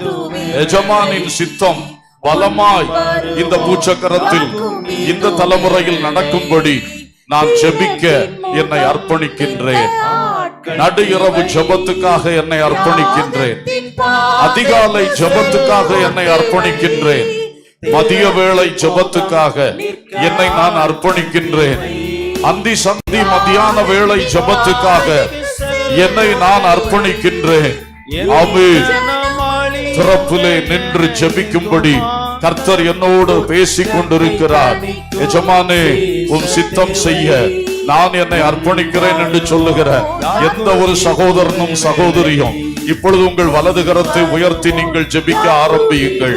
உங்களுக்கு ஒரு புதிய ஜெப வரத்தை தரும்படியாய், ஆமென், ஆவியின் கிருபைகள் வரங்கள் இறங்கும்படியாய் உங்களுக்காக ஜெபிக்க விரும்புகிறோம். நல்ல வலது கரத்தை உயர்த்தி ஜெபம் பண்ணும் பொழுது கர்த்தர் உங்களோடு பேசுவார். உங்களுக்கு எதுக்காக ஜெபிக்கணும்னு பேசுவார், எப்ப நீ ஜெபிக்கணும்னு பேசுவார். அப்படி எஜமானுடைய தேவை அறிந்து சித்தத்தை அறிந்து ஜெபிக்கும்படி உன்னை ஒப்புக்கொடு மகளே, உன்னை ஒப்புக்கொடு மகனே. எந்த இடத்துல இருந்தாலும் இன்றைக்கு ஊழியம் செய்கிறவர்களுக்கு ஜெபங்கள் ரொம்ப தேவை. ஆத்தும ஆதாயத்துக்கு ஜெபம் தேவை. தேவராஜ்யத்தின் பணிக்கு ஜெபம் தேவை. எத்தனை பேர் கை உயர்த்தி இருக்கீங்களோ? இன்னும் கை உயர்த்துங்க. எவ்வளவோ பேர் ஜெபித்தா எவ்வளவோ ஆசீர்வாதம். ஏற்கனவே நான் பொறுப்பா ஜெபம் பண்ணிக்கிட்டு இருக்கேன் அப்படி சொல்றவங்களும் இப்ப கை உயர்த்துங்க. ஏற்கனவே நான் பொறுப்பா ஆண்டவர் ஊழியத்துக்கா ஜெபம் பண்ணிக்கிட்டு இருக்கேன், ஆத்துமாக்களுக்கா ஜெபம் பண்ணிக்கிட்டு இருக்கேன், தேவ சித்தம் அறிந்து ஜெபம் பண்ணிட்டு இருக்கேன் சொல்லவங்களும் உங்க கை வைத்துங்க. உங்க மேலேயும் ஒரு புது கிருபை இறங்குவதற்காக இப்பொழுது நாம ஜெபம் பண்ண போகிறோம். இன்றைக்கு விசேஷம் என்னவென்றால், எதுக்காக ஜெபிக்கணும், எப்படி ஜெபிக்கணும், எந்த நேரம் ஜெபிக்கணும் என்று சொல்லுகிறத ஆண்டவர் தெளிவா நடத்தட்டும், தெளிவா நடத்தட்டும், தெளிவா நடத்தட்டும். Praise the Lord. ஆமென். எல்லாரும் சேர்ந்து மறுபடியும் நல்லா ஸ்தோத்திரம் பண்ணி ஜெபம் பண்ணுவோமா? பரலோக பிதாவே, எல்லாரும் வாய் திறந்து ஜெபம் பண்ணுங்க. பிதாவே, கரம் உயர்த்தி ஜெபித்துக் கொண்டிருக்கிற உம்முடைய பிள்ளைகளுக்காக இப்பொழுது நாங்கள் ஜெபிக்கிறோம். உம்முடைய பிள்ளைகளை ஜெபத்திற்கு தெரிந்து கொண்டதற்காய் ஸ்தோத்திரம். ஜெபத்தை ஊழியமாய் செய்யும்படி தெரிந்து கொண்டதற்காக ஸ்தோத்திரம். தரப்பிலே நிற்கும்படி சுவரை அடைக்கும்படி தெரிந்து கொண்டதற்காய் ஸ்தோத்திரம். இந்த விசேஷமான மன்றாட்டு ஜெபத்திலே, இந்த பரிந்து பேசும் ஜெபத்திலே, சுவரை அடைக்கும் ஜெபத்திலே, தரப்பின் வாயில் நிற்கும் ஜெபத்திலே உம்முடைய பிள்ளைகளுக்கு இன்றைக்கு ஒரு புதிய அபிஷேகம் கொடுக்கணுமே, ஒரு புதிய கிருபை இப்பொழுது ஊற்றணுமே. Yes Lord, Spirit of God, amen, bless them, anoint them, fill them, O Lord. Shibala duna gatura bakaba raba shadala difanama shibala bukamauria. ஜபத்தின் ஆவி, கிருபையின் ஆவி, விண்ணப்பத்தின் ஆவி ஊற்றும் ஊற்றும் ஊற்றும். அவள் முழங்கால் போடும் பொழுது, ஜப நிலைமையில் ஜபத்தை ஆரம்பிக்கும் பொழுது அபிஷேகம் பெருகட்டும், அபிஷேகம் ஊற்றெடுத்து பாயட்டும். ஜபம் தானா வரட்டும், ஜபம் தானா வரட்டும். ஆவிக்குள்ளாகி ஜெபிக்கட்டும். ஆவியானவர் ஆமென் பெருமூச்சுகளோடு ஜெபம் பண்றது போல இவர்களும் அந்த பெருமூச்சுகளை இணைந்து ஜெபிக்கட்டும். ஆவியானோடு இணைந்து ஜெபிக்கும் கிருபை ஊற்றும், கிருபை ஊற்றும். ஜபத்தின் அபிஷேகம், ஜபத்தின் வல்லமை, ஜபத்தின் வரங்கள். அழுது ஜெபிக்க, கண்ணீரோடு ஜெபிக்க, ஆமென், பெருமூச்சுகளோடு ஜெபிக்க, கண்ணீர் சிந்தி ஜெபிக்க, ஆமென் ஆமென், போராடி ஜெபிக்க, பிசாசுகளின் கோட்டைகளை உடைத்து எறிந்து ஜெபிக்க. உரபபா ரகபா ரபல பகபா ரபா ஷபா உரபல பஷந்துனமா. கர்த்தர் சொல்லுவதற்காய் ஜெபிக்க, கர்த்தர் சித்தம் அறிந்து ஜெபிக்க விசேஷித்த ஒரு அபிஷேகத்தை ஊற்றும் நாதா. Glory, glory, glory, glory. ஜெப நேரத்துக்கு தடைகள் எல்லாம் மாறட்டும். பிசாசு எடுக்கிற தடைகள் எல்லாம் மாறட்டும். அவன் கொண்டு வருகிற பொல்லாத தடையின் முயற்சிகள் உடைக்கப்பட்டு போகட்டும்.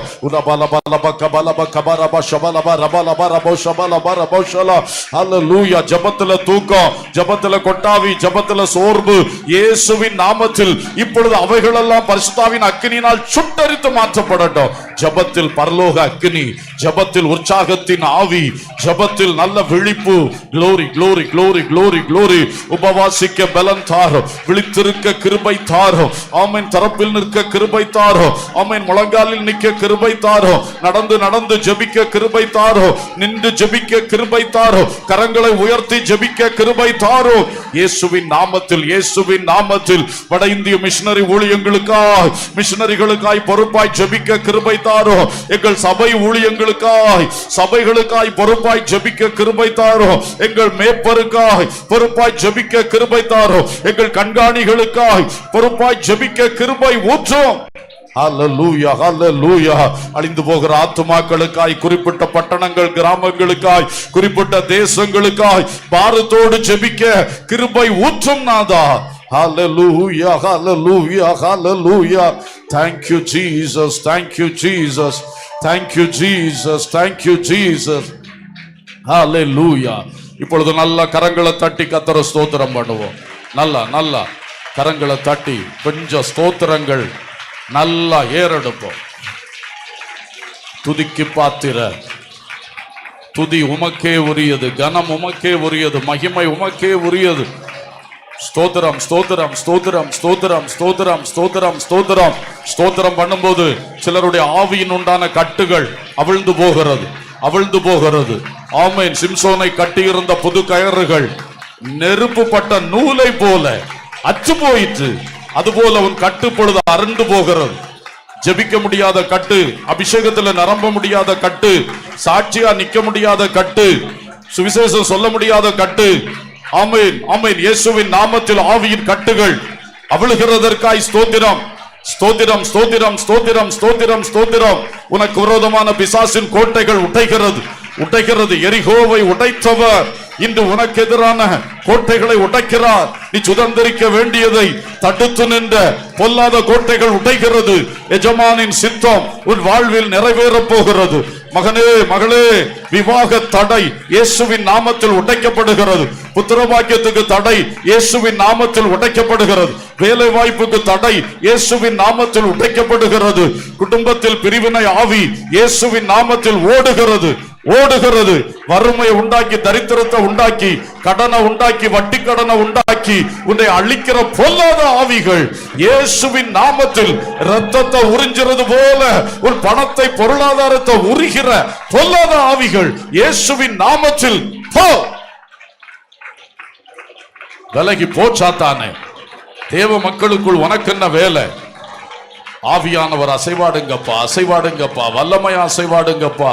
எல்லாருக்குள்ள ஒரு பெரிய விடுதலை வரட்டும் ஆண்டவரே.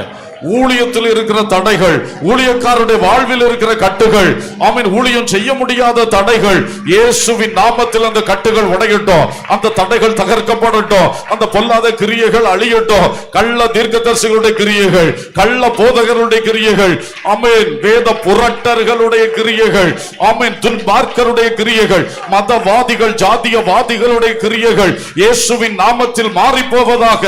சபைக்குள்ளே இருந்து சபை வளர விடாமல் கிரியை செய்கிற மாம்சத்துக்குரியவர்களுடைய பொல்லாத கிரியைகள் இயேசுவின் நாமத்தில் அகன்று போவதாக. விடுதலை விடுதலை விடுதலை விடுதலை. சபைகளில் இயேசுவின் நாமத்தில் ஜெயம் வருவதாக. Glory, glory, glory, glory, glory, glory. Hallelujah, hallelujah, hallelujah. Praise God, praise God. நன்றி நன்றி நன்றி நன்றி. ஹல்லேலூயா. ஸ்தோத்திரம் ஸ்தோத்திரம் ஸ்தோத்திரம் ஸ்தோத்திரம். ஆமென் ஆமென். பரலோக பிதாவே, நல்ல தகப்பனே, நாங்கள் உம்மை ஸ்தோத்திரிக்கிறோம், வாழ்த்துகிறோம்.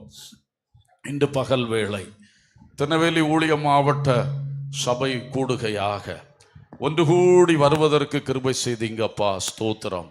எஜமானனே, உம்மை கனம் பண்ண, உம்முடைய பங்கை உமக்கு தர, உம்முடைய குமாரனை கனம் பண்ண, உம்முடைய குமாரன் மூலம் நீ நிறைவேற்றின தேவ திட்டத்தில் நாங்களும் பங்களிக்க, குறிப்பாய் குமாரன் தேவ சித்தத்துக்கு தன்னை அர்ப்பணித்து செயல்பட்டது போல நாங்களும் ஒவ்வொருவரும் அந்த குமாரன் வழி நாங்களும் உமக்கு பிள்ளைகளாய் மாறி இருக்கிறோம். நாங்களும் உங்க சித்தத்தை செய்வோம் அப்பா என்று சொல்லுகிறோம். அந்த அனுபவத்தில் எல்லாரையும் நடத்தும். தேவ ஊழியர் குடும்பங்கள், விசுவாச குடும்பங்கள், எஜமானின் சத்தம் கேட்டு சித்தம் செய்கிற ஒரு அழகான அனுபவத்தில் எங்களை நடத்தும். இந்த மாவட்டம் முழுவதிலும் ஒரு ரிவைவல் வேண்டும் அப்பா.